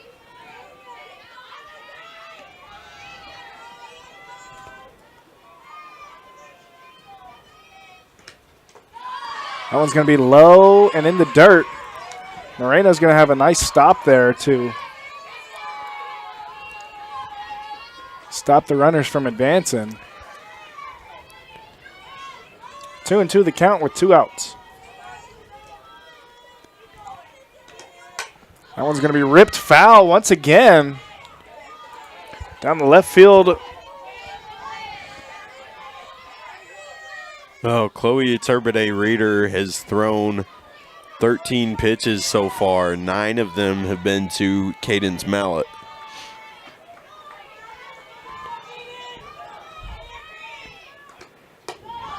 As Cadence is going to watch that one go high, chest level. It's going to bring our count full, 3-2.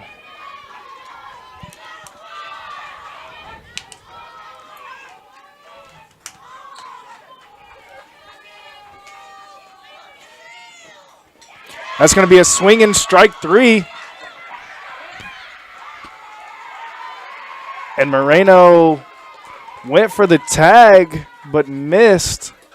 Didn't have enough time to throw it over to first.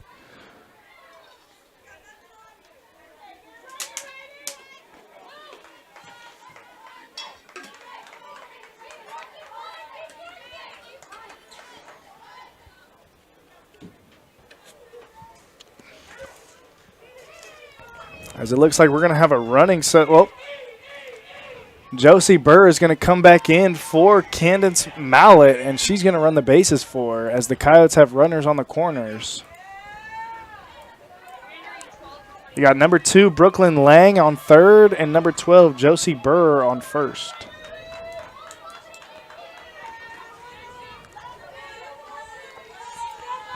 That's going to bring our score 6-7. Blue Jays are still leading, but the Coyotes are knocking on the door.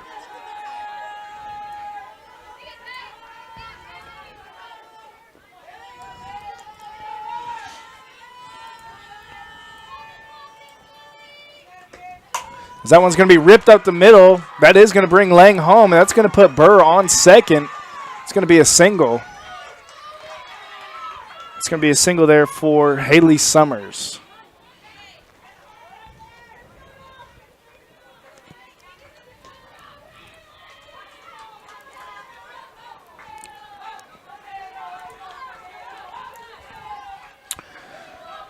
So with that RBI single from Summers, that's going to tie our ball game up here at 7s.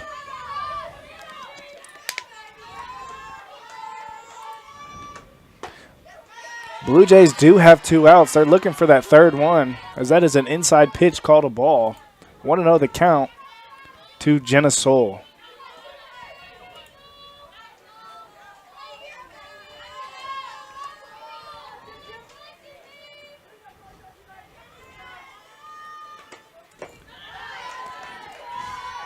Second pitch that Soul sees is going to be downstairs for called ball number 2. 2-0 the count.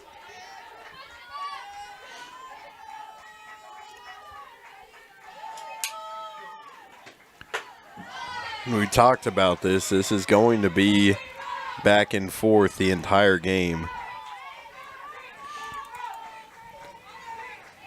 Sewell ahead in the count.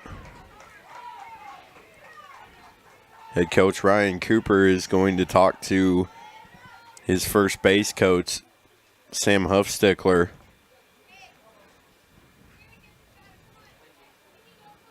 Looks like a change is coming, potentially. Yeah, they never re-entered her.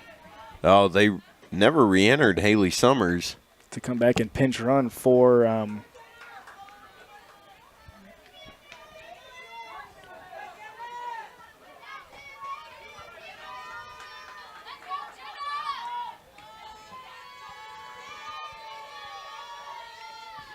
We had her re-entered, but they, guess the plate umpire did not.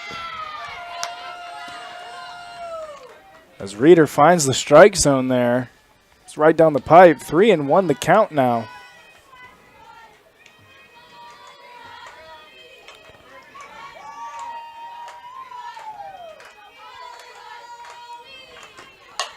That one's going to be laced into left field.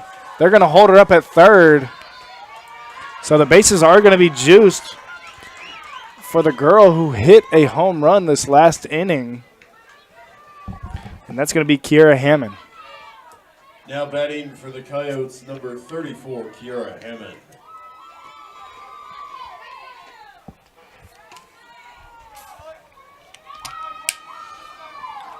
So bases juiced, 2 outs. Kiera Hammond up to bat. Game's tied up at 7.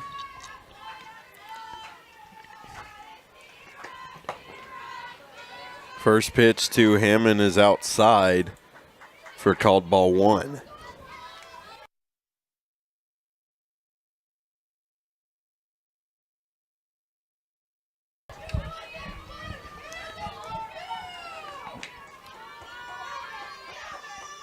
"20 pitches from Uturbide Reeder. 12 of them have been strikes.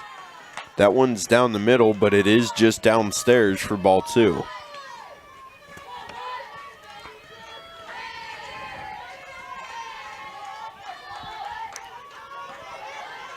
So Hammond with a 2-0 count. 2 balls, no strikes.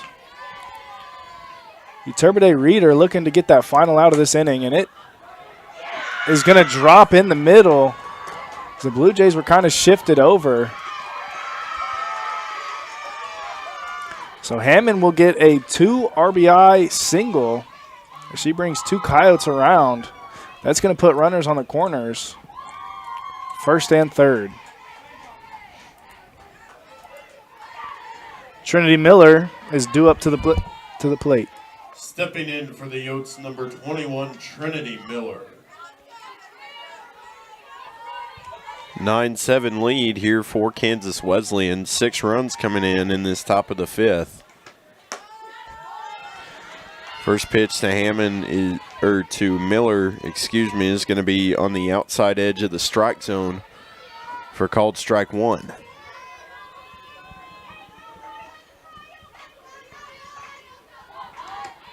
That one's going to be put in play up the middle. It's going to be flipped over to Darcy Gillen from Miley Milne for the 3rd out of the inning. As that takes us to the bottom of the 5th. The Coyotes are ahead of the Blue Jays 9-7. After the top of the 5th inning, 6 runs, 7 hits, 1 error. 3 Hillsboro left Ford on. is your local, family-owned and operated full-service Ford dealer, serving Marion County and the surrounding areas. Come and see us at Hillsboro Ford for all of your automotive needs. Whether it's purchasing a new or used vehicle or visiting our well-trusted service department, our staff is committed to give you a top-notch experience. We service every make and model and can handle all service jobs, including tires. We're at 202 South Main Street in downtown Hillsboro and online at hillsborofordks.net. Hillsboro Ford, where service makes the difference.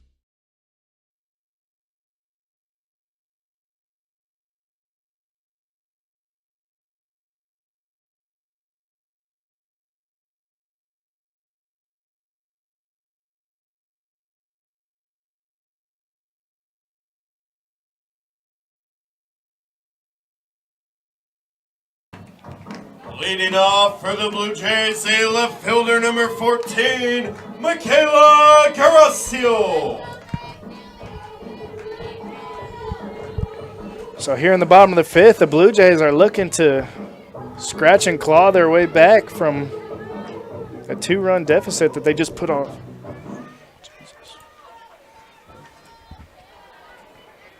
Yeah, Michaela Garasio leading things off for the Blue Jays. Garasio 1 for 2 on the afternoon. She fouled that one back. Go 0-1 in the count so far.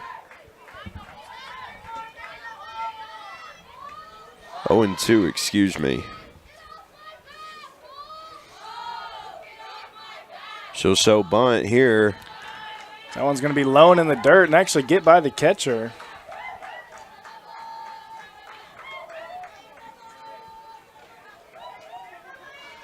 So 1-2 is going to be our count for Michaela Garasio.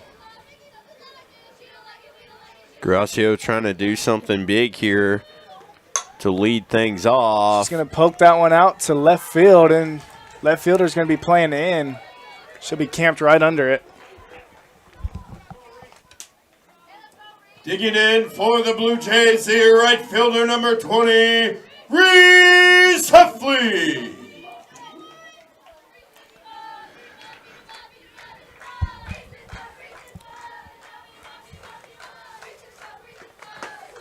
So 1 up, 1 down for the Blue Jays. That's going to bring up Heffley. She's going to watch first pitch go by for a strike. 0-1 the count with 1 out. Heffley comes up to the plate, 1 for 2 on the afternoon. She'll take a ball in the dirt. Count will be even now, 1 ball, 1 strike.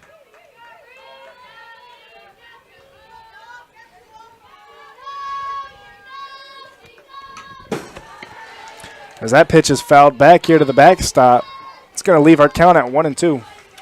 Oh, it's going to advance our count to 1-2, excuse me.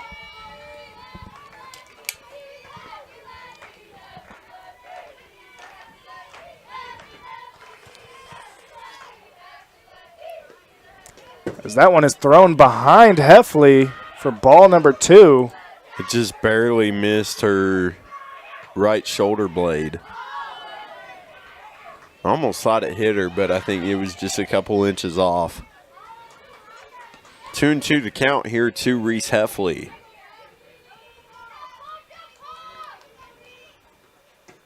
So that one's going to be low and away. It's going to bring us full.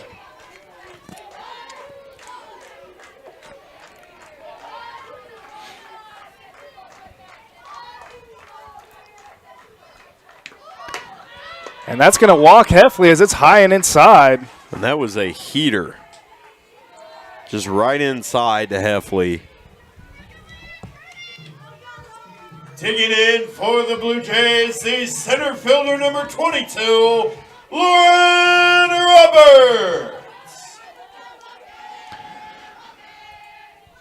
So the 9-hole Roberts is going to step up to bat.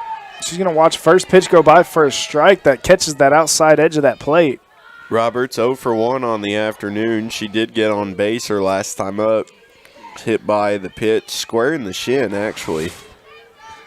That'll leave a mark. That one, she was just under it, fouls it off here to the backstop. Roberts quickly down the count, 0-2. Roberts, one of 6 Kansans on the Blue Jays roster.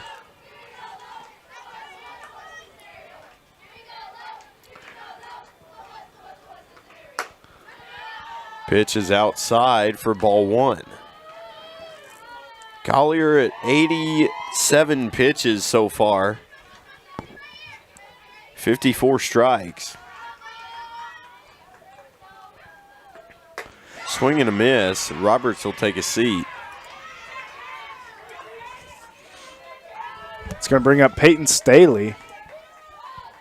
Stepping in for the Blue Jays, the third baseman, number 6, Peyton Staley.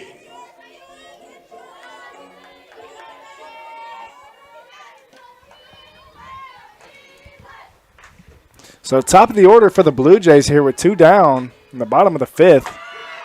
As Reese Heffley's going to take off, and she will get there, so she steals to second.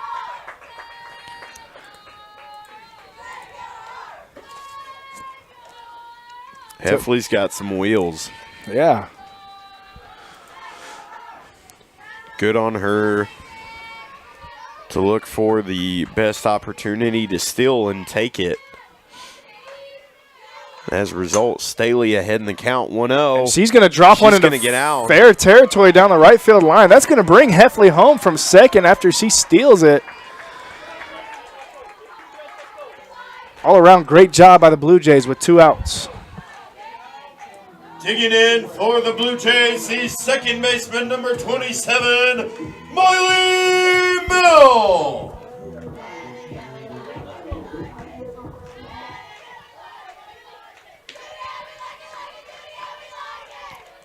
Blue Jays just 1 run away from tying this thing here.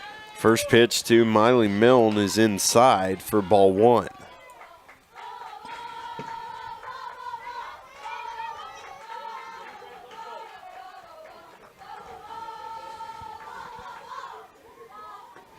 Miley Milne ripped it up the middle, but they had a shift on. So it's going to be caught in the air. It's good on the Coyotes to make that shift. That's just good awareness and great planning there by the coaching staff. After the bottom of the 5th inning, 1 run, 1 hit, no errors, 1 left on base. Kansas Wesleyan leads 9-8.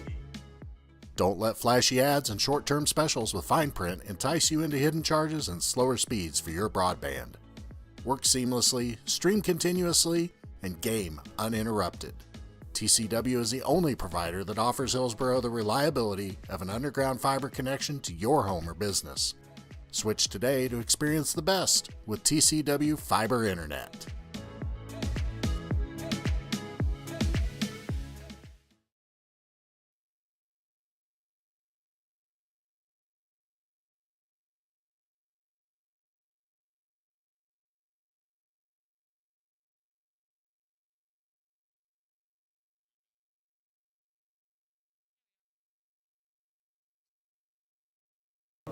And we are back here in Hillsborough. Blue Jays cut the deficit to 1 run. Kansas Wesleyan still up 9-8 now.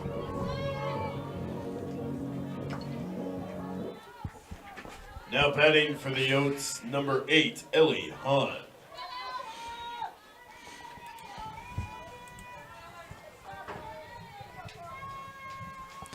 Turbide Reader's first pitch is going to be inside for called ball number 1.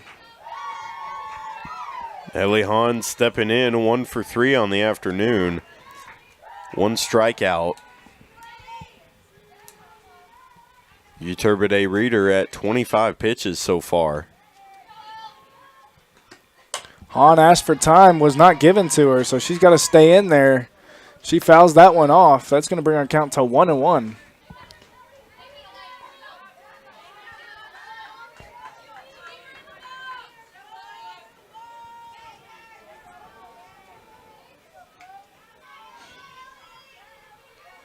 Reader to the plate.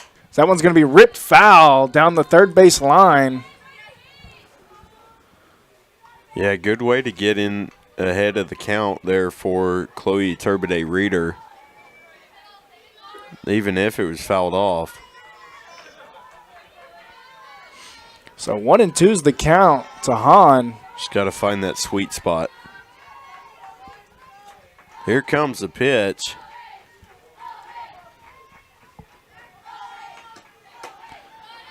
It's going to be high and away. Ball 2, bringing us to an even 2-2 count.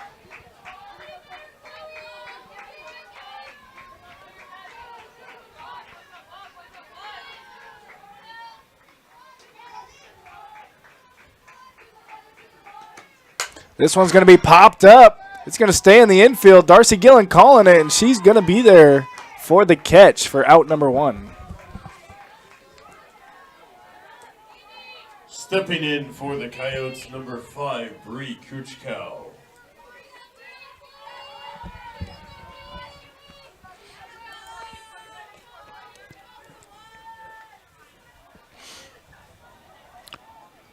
So Kuchkow now in the box for the Coyotes. She's going to take one, and it's going to be caught. Great job by Chloe Turbide Reeder holding on to that one.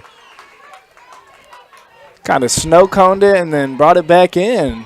I mean, she was just barely holding on to that, but great job not letting that go. Stepping in, number 2, Brooklyn Lang. So we got the catcher, Brooklyn Lang, up to bat here with 2 outs. She's going to watch first pitch go by for a strike as Turbide Reeder is going to start to find her groove here in the top of the 6th. Yeah, and she's doing a good job so far.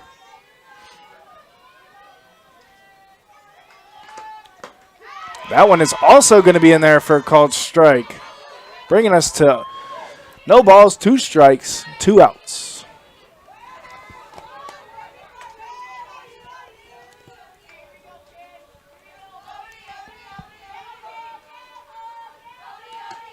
And she's going to swing. Swinging third strike dropped. And Moreno Harabedian is going to be in time with the throw over to Cheyenne Washington for the 3rd out. After the top of the 6th inning, no runs, no hits, no errors, none left on base. Kansas Wesleyan still leads 9-8. Yeah, and good way to go for the Blue Jays, getting those final couple outs. Big plays there. Just trying to stay in it, and now, now the Blue Jays have a good opportunity with Darcy Gillen leading things off. I mean, they have a chance to do some incredible things here with Gillen, Washington, and Moreno Harabedian coming up.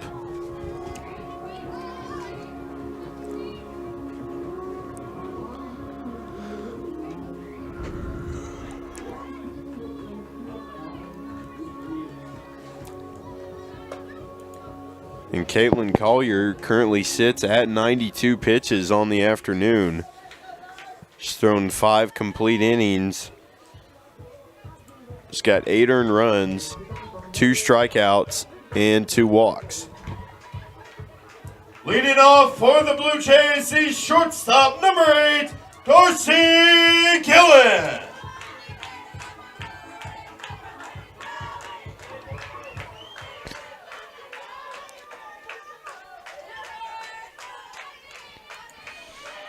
So as Gillen steps into the box, she's going to watch first pitch go by for a called strike. Gillen steps in, a perfect 3 for 3 on the afternoon, 2 RBIs.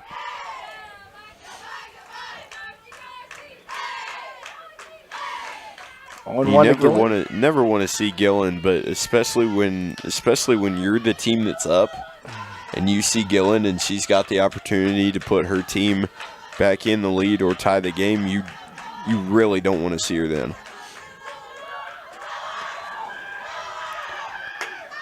As they're going to pitch out once again. So 2 balls, 1 strike to Gillen.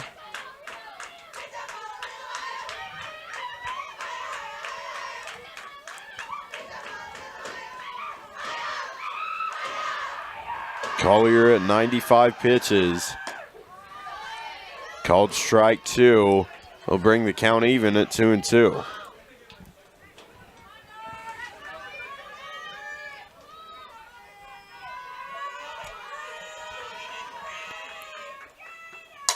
That one's going to be popped up. It's going to stay in the infield. It's going to be in foul territory. And Brooklyn Lang, the catcher, is going to be the one to call everybody off and come down with it.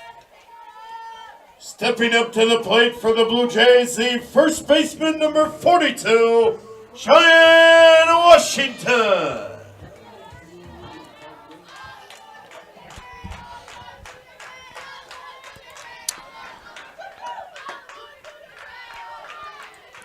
Called strike one to Cheyenne Washington. Washington 1 for 3 on the afternoon, 1 RBI.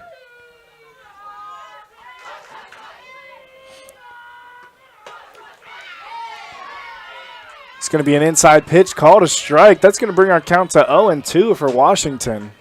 Collier approaching 100 pitches. She's sitting at 99 right now. Just outside, and that's going to be kind of right along the line, the inside line of the other batter's box for ball 1. Keeps Washington alive. Washington is going to watch that next pitch go by for another called ball.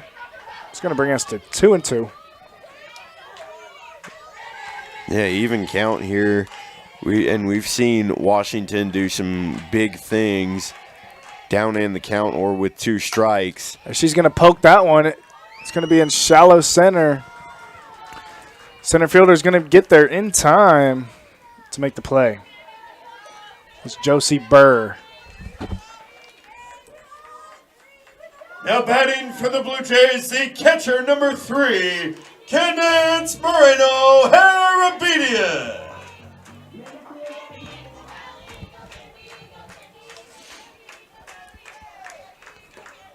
She's going to poke one, just missing fair territory down the right field line.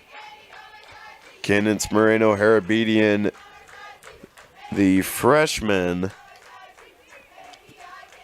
out of Reedley, California. She is 2 for 3 on the afternoon. She's got 2 RBIs. For a freshman, she does not play like a freshman. She plays like a seasoned veteran. She'll foul it off. That'll bring up an 0-2 count here with 2 outs. Collier is at 104 pitches on the afternoon. It's quite a few. And Brooks, I don't know about you, but my arm would be pretty tired. Yeah, I think my shoulder might fall off after all them years of football.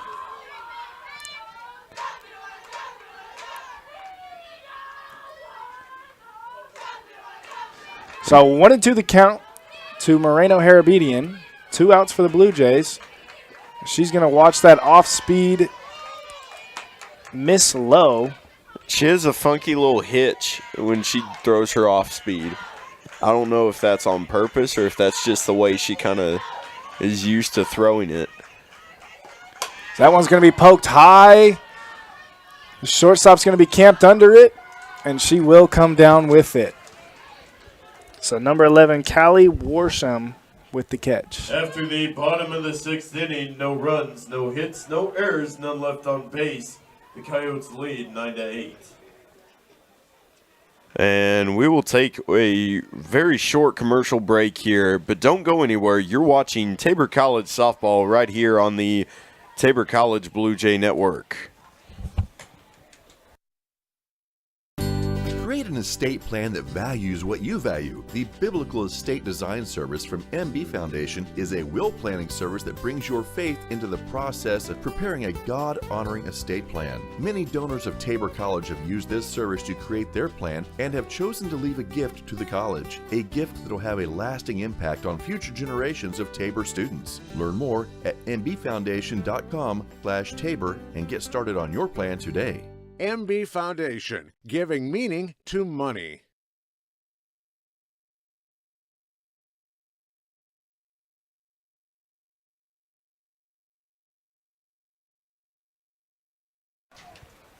And we are back here in Hillsboro, Kansas.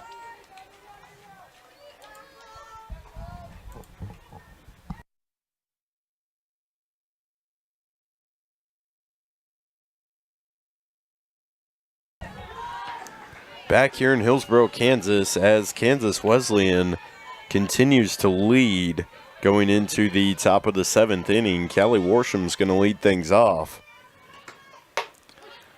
That pitch is going to be in there on the inside side of the plate. Called for strike number 1 of the at-bat. Warsham is 0 for 3 on the afternoon with 1 strikeout. Trying to make something happen here as she leads things off. Second pitch to the plate is going to be fouled off by Warsham. It's going to bring our count to 0-2.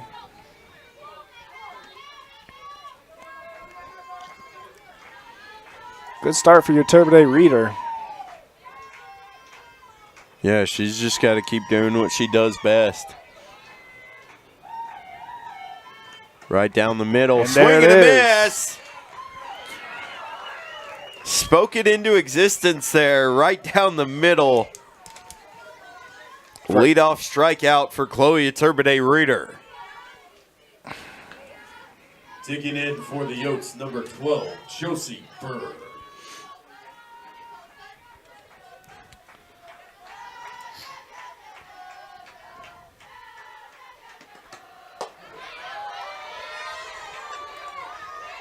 First pitch to Burr is going to find the strike zone. As your Turbide Reader has thrown 4 straight.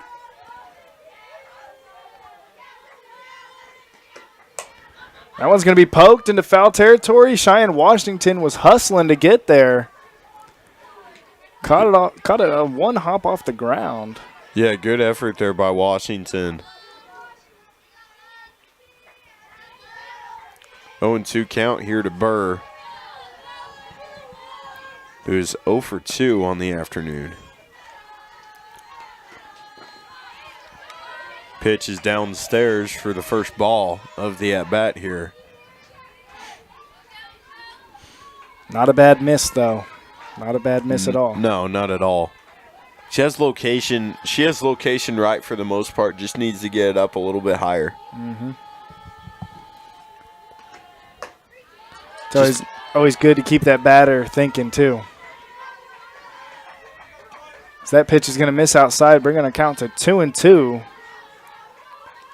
for Josie Burr. Well, and I think what your Turbide Reader is really good at is making the batter feel comfortable, and then bam, strikeout. Yep. Full count here to Josie Burr. Kind of a little psychological approach. Oh, yeah. I don't know if it's on purpose or what, but she does a good job at it. That pitch is going to be hit to Darcy Gillen, who's going to get it over to Cheyenne Washington for the out. That's going to put 2 outs on the board for the Blue Jays as the Coyotes are going to start their order over again. Stepping in for Kansas Wesleyan, number 29, Haley Summers.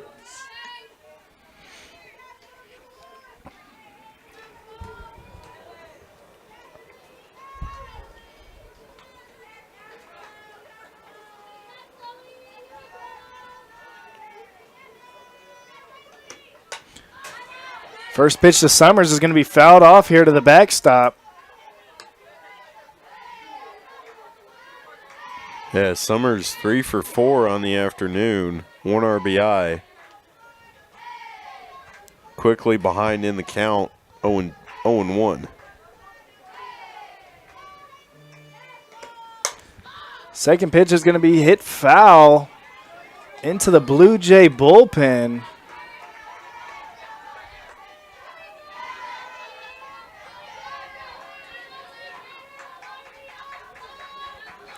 So 0-2 count with 2 outs for Summers. Just downstairs for the first ball of the at-bat here.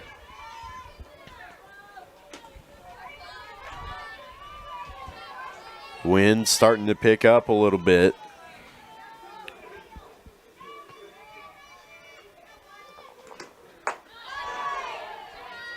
Just a little bit upstairs for ball 2.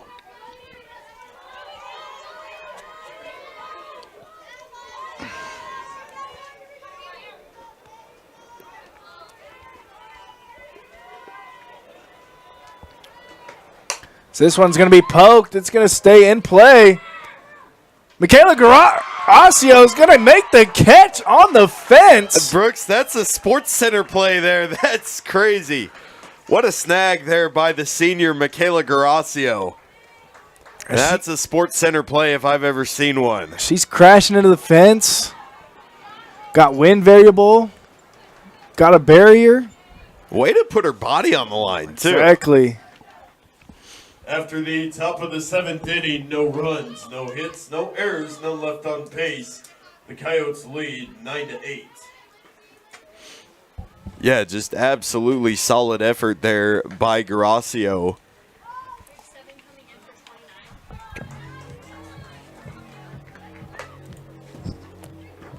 And they're going to make a defensive substitution.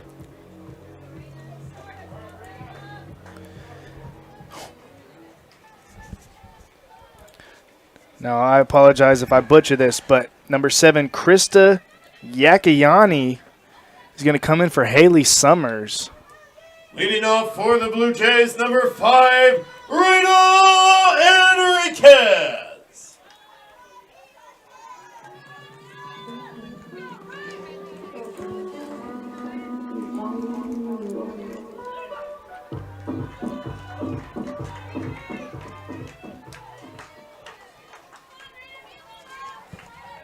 Collier at 107 pitches.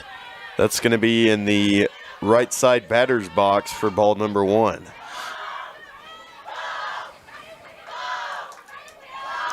So the Blue Jays here in the bottom of the 7th are looking to tie this one up, if not take the lead and win the game here. So looking to get on base here early. That's going to bring our count to 2 balls, no strikes. That one will be in there for called strike 1 of the at-bat. 2-1 the count to Reina Enriquez.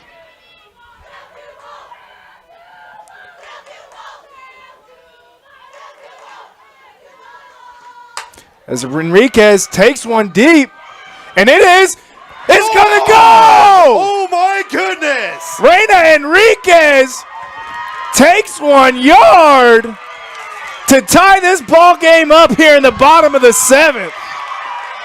Ladies and gentlemen, you know what it is. That ball is gone. Home run, Rita Enriquez.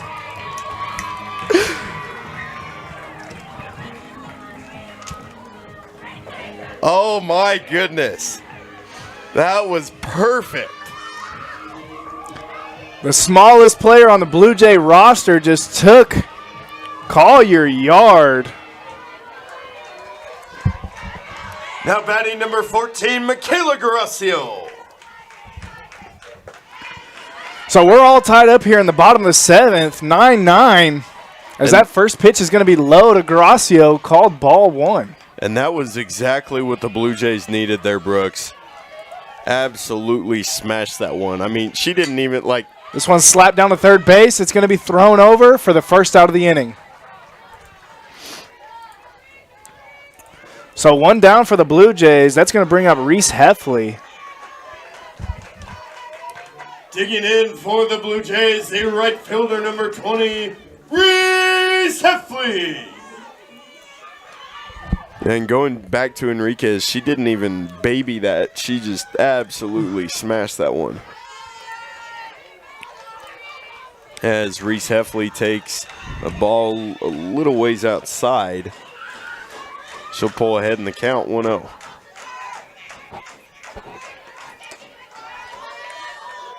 Pitch upstairs for ball 2.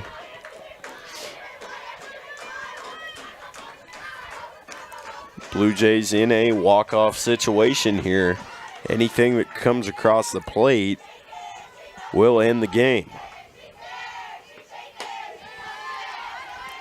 Called strike 1 to Reese Heffley.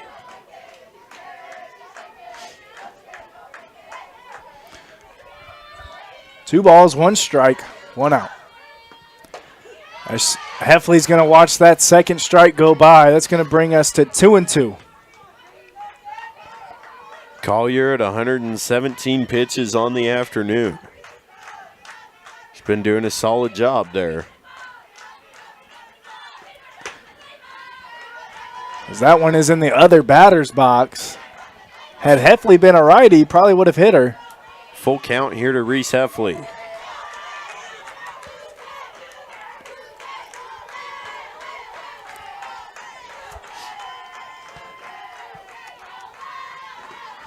Heffley's going to take this one and split first and second. She's going to get on.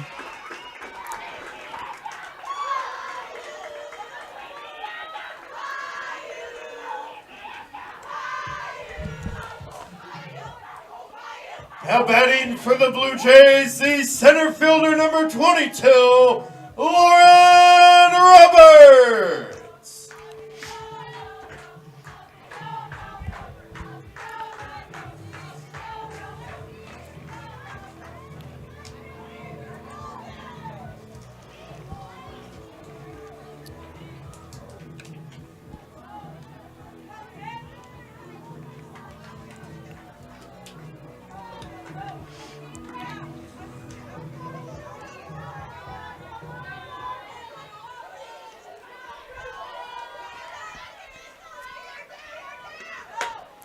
Swing and a miss. First pitch to Roberts.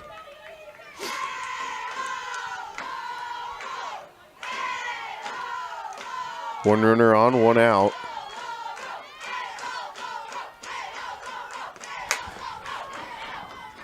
This one is going to be in foul territory, and it's going to hit the bleachers for strike 2 of the at bat. So 0-2 with one out with the Blue Jays.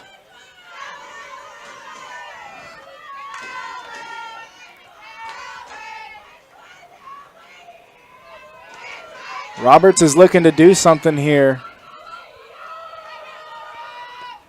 As that pitch is going to be too far outside to do anything with. That's going to bring our count to 1-2.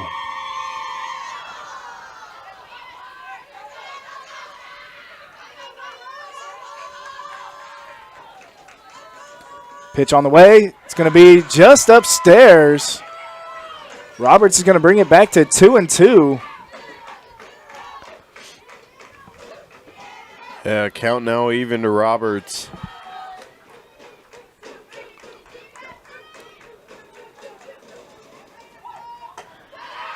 And she'll take a ball. It's going to be ball 3, bring up full count. Roberts doing a really good job seeing pitches. Yeah, she's had a good eye. She's watched 3 straight. Just get on any way you can here. This and one's Roberts hit to left field. It's going to be camped under. That's going to bring up Peyton Staley, the leadoff batter for the Blue Jays. Stepping in for the Blue Jays, the third baseman number 6, Peyton Staley.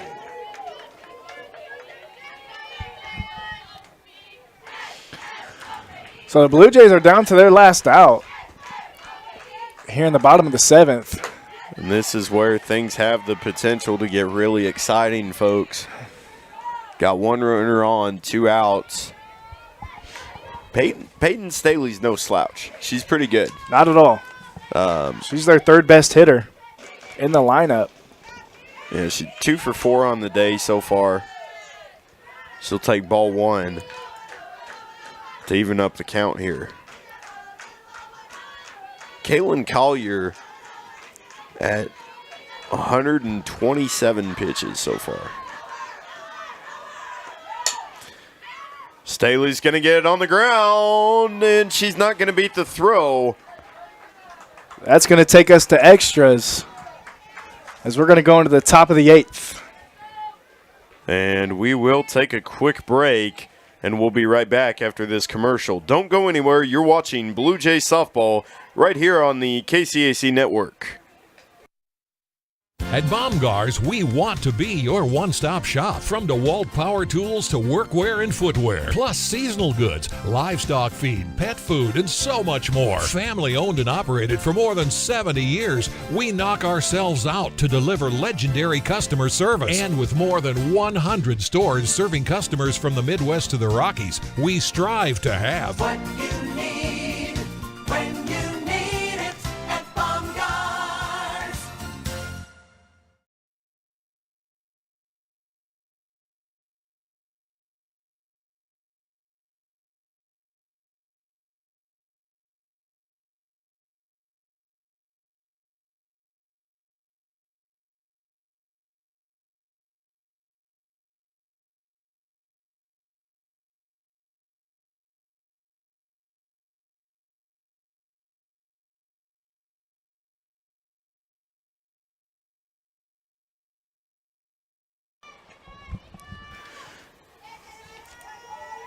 Welcome back, ladies and gentlemen, to Blue Jays softball.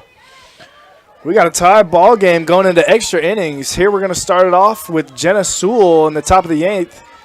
And remember, we do have a runner on second in extras now.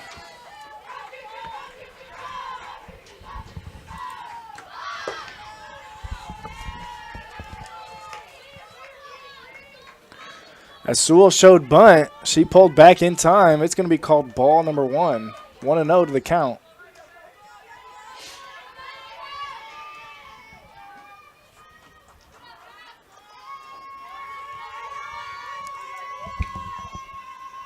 Second pitch on the way.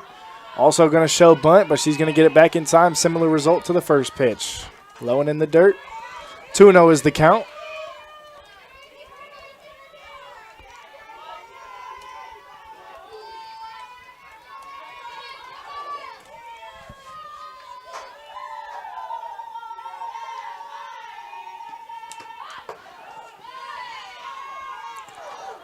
That one's going to be high and inside. Going to be called ball number 3. 3-0 the count here to Jenna Sewell.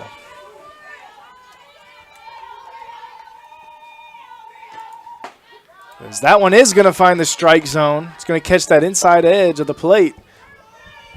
3-1 the count.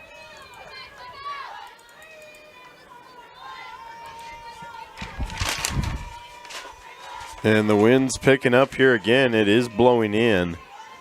So it's even more impressive that we got 2 home runs in today. Sewell will get that bunt down, but will be thrown out at first. However, she does advance the runner over to third. That's going to bring up Kiara Hammond, who does have a home run on the day already. As we're going to have a mound visit from head coach Jeff Brewer.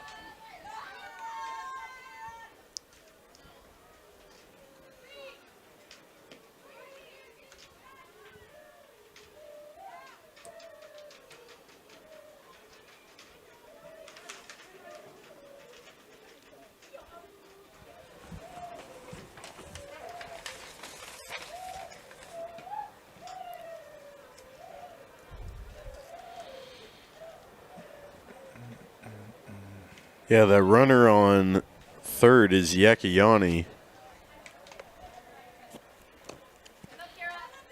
She came in defensively there in the last inning, and she stayed put for offense.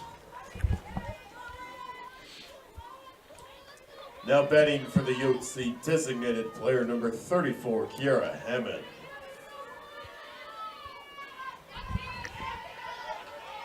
Kiara Hammond 3 for 4 on the day, 4 RBIs, 1 strikeout. That pitch is going to be low and inside for called ball number 1. 53 pitches here from Chloe Turbide Reeder.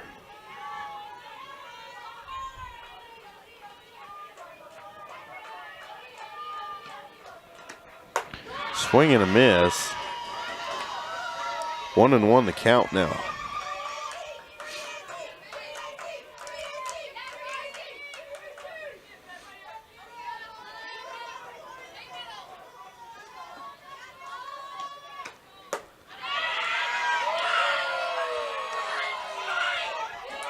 Pitch is inside for ball 2. Hammond ahead in the count. 2 balls, 1 strike. It's Yakiani over there on third. Swing and a miss for strike 2. It's going to bring us to an even 2-2 count.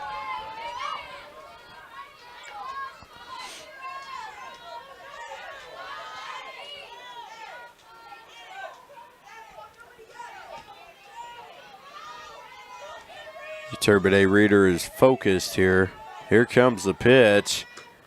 It's going to be popped up, and it's going to get over the backstop and be foul. As you could possibly hear it hit the bleachers. Hammond stays alive in the at-bat here, fouling it off. 5 total pitches here to Kiara Hammond.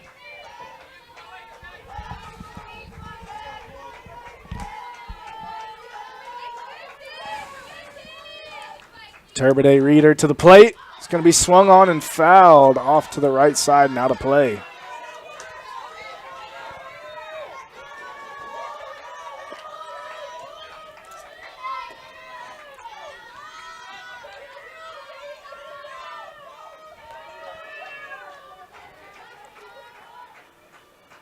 Pitch to the plate.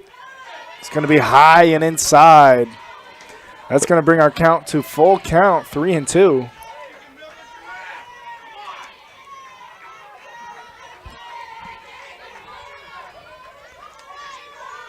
Just need the right pitch here from you, Turbide Reader. That one is low. It's fouled off.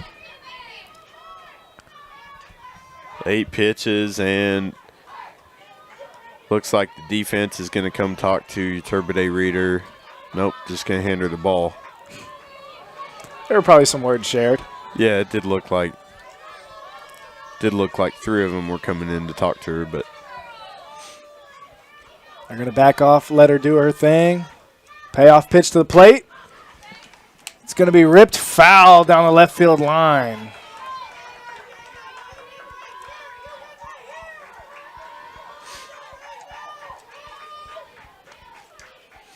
So Hammond having a frustrating at bat for your Turbide Reader. I would guess both pitcher and hitter here are equally frustrated. I'd say that's a fair statement to make. Big swing and a miss. Huge strikeout by Chloe at Turbide Reader. Oh my goodness, folks. Make sure that popcorn is popped.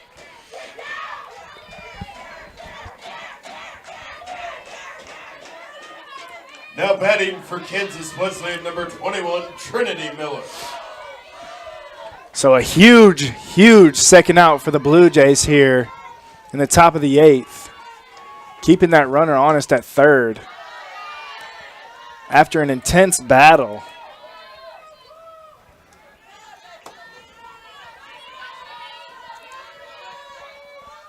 That was awesome. Whole new energy there after that strikeout. This one's going to be popped up into shallow right center. We had 2 Blue Jays going in to get it. Was out of reach for both of them. Run does come in. That's going to bring our score 9-10, as we're going to have a pinch runner come in for Trinity Miller. And that is going to be number 15, Kyler Smith, for the Coyotes.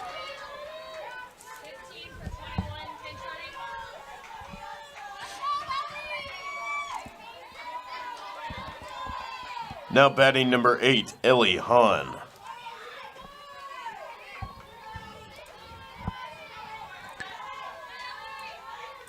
Really valiant effort on that kind of weakly hit pop fly, though, by Reese Heffley. She's laying it all out there.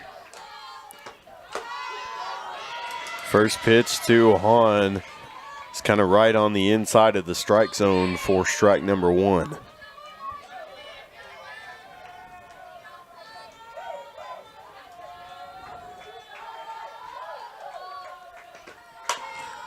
This one's going to hit to Darcy.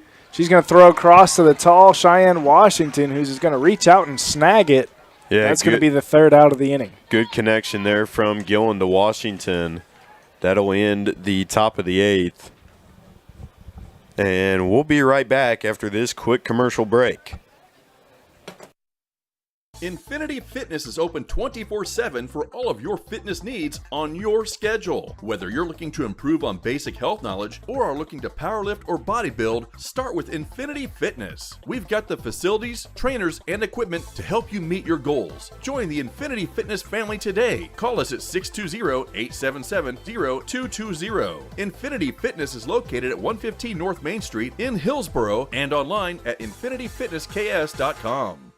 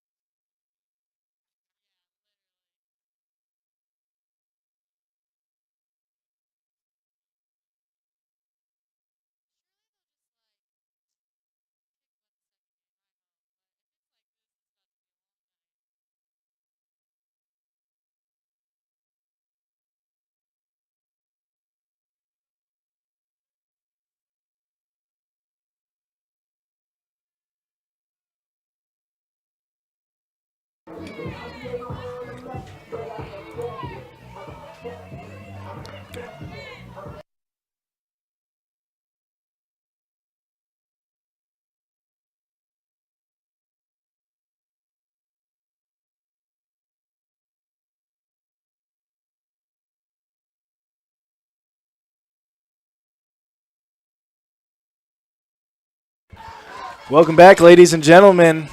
Here to Blue Jays softball as Miley Milne is going to lead us off for the bottom of the 8th inning. That runner on second is going to be Peyton Staley. Perfectly executed bunt by Milne. Going to put her on third. That's going to bring up Darcy Gillen.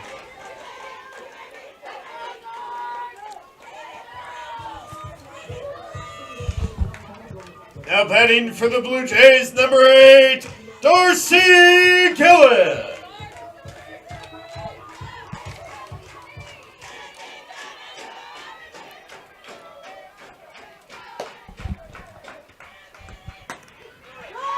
First pitch to Gillen is a called strike 1. It's 1 out, 1 runner on.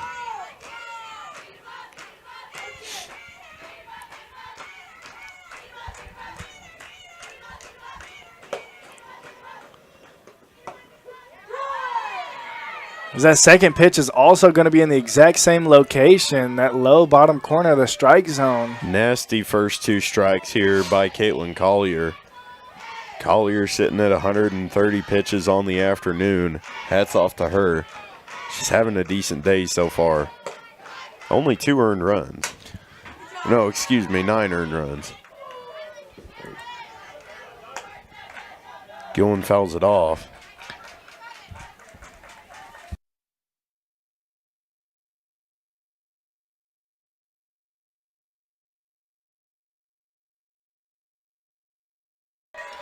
So as Darcy Gillen fouls that pitch off, that's going to leave our count at 0-2. Here's the pitch to the plate, and it's going to be outside. Called There's the ball. first ball. And we do have a new catcher in for the Coyotes. And that's going to be number 9, Cristabel Alvarado. As Darcy Gillen is going to take this one into shallow right field. There's going to be a tag. She did tag, and she thought about it. She returned to third base, so Peyton Staley is going to stay on third base. That's going to bring up Cheyenne Washington. Stepping in for the Blue Jays, the first baseman, number 42, Cheyenne Washington.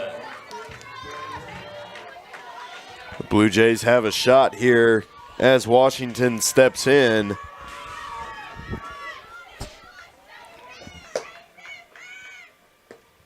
Oh! And one was ripped straight up the she middle. hits that comebacker to the pitcher, and she's out, and that's the first game, folks.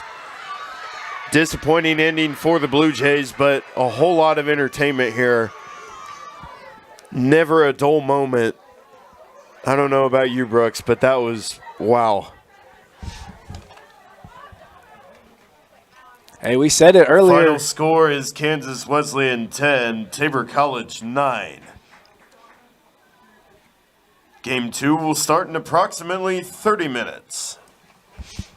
But like I was saying, Nate and I talked about it. It was going to be a back-and-forth battle all game between these two teams.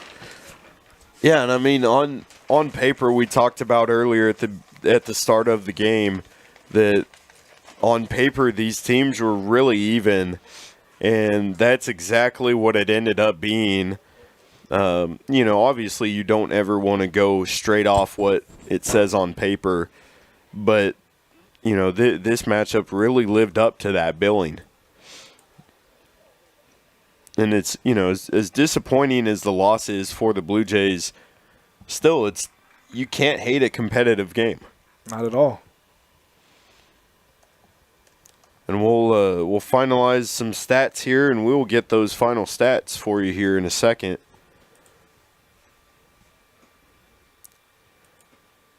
That game took 2 hours and 31 minutes. It was one of the longest games here in the season. I know it is the longest game here at Blue Jay Field this season. So we'll take a look at that final box score here in about 10 seconds. If I can get my laptop to load.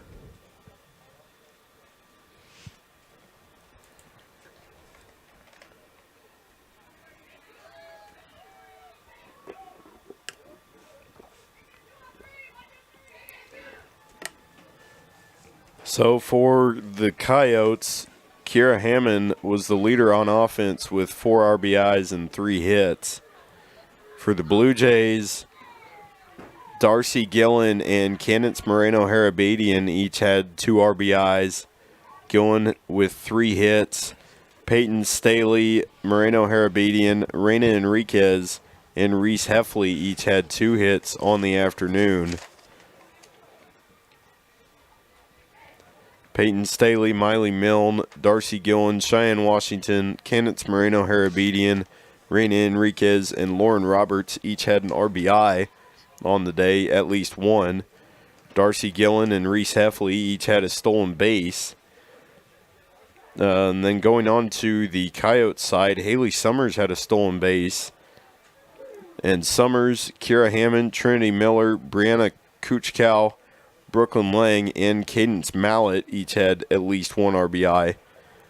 And on the pitching side of things, Caitlin Collier pitched a complete game for the Coyotes, giving up 13 hits, 9 runs, 9 of them earned, 2 walks, and 2 strikeouts, giving up 1 homer. For the Blue Jays, Marissa Carranza got the start. She threw 4 1/3 inning, giving up 9 hits, 7 runs, 3 of those earned, and walking 1 batter. She also threw 2 strikeouts, gave up 1 homer.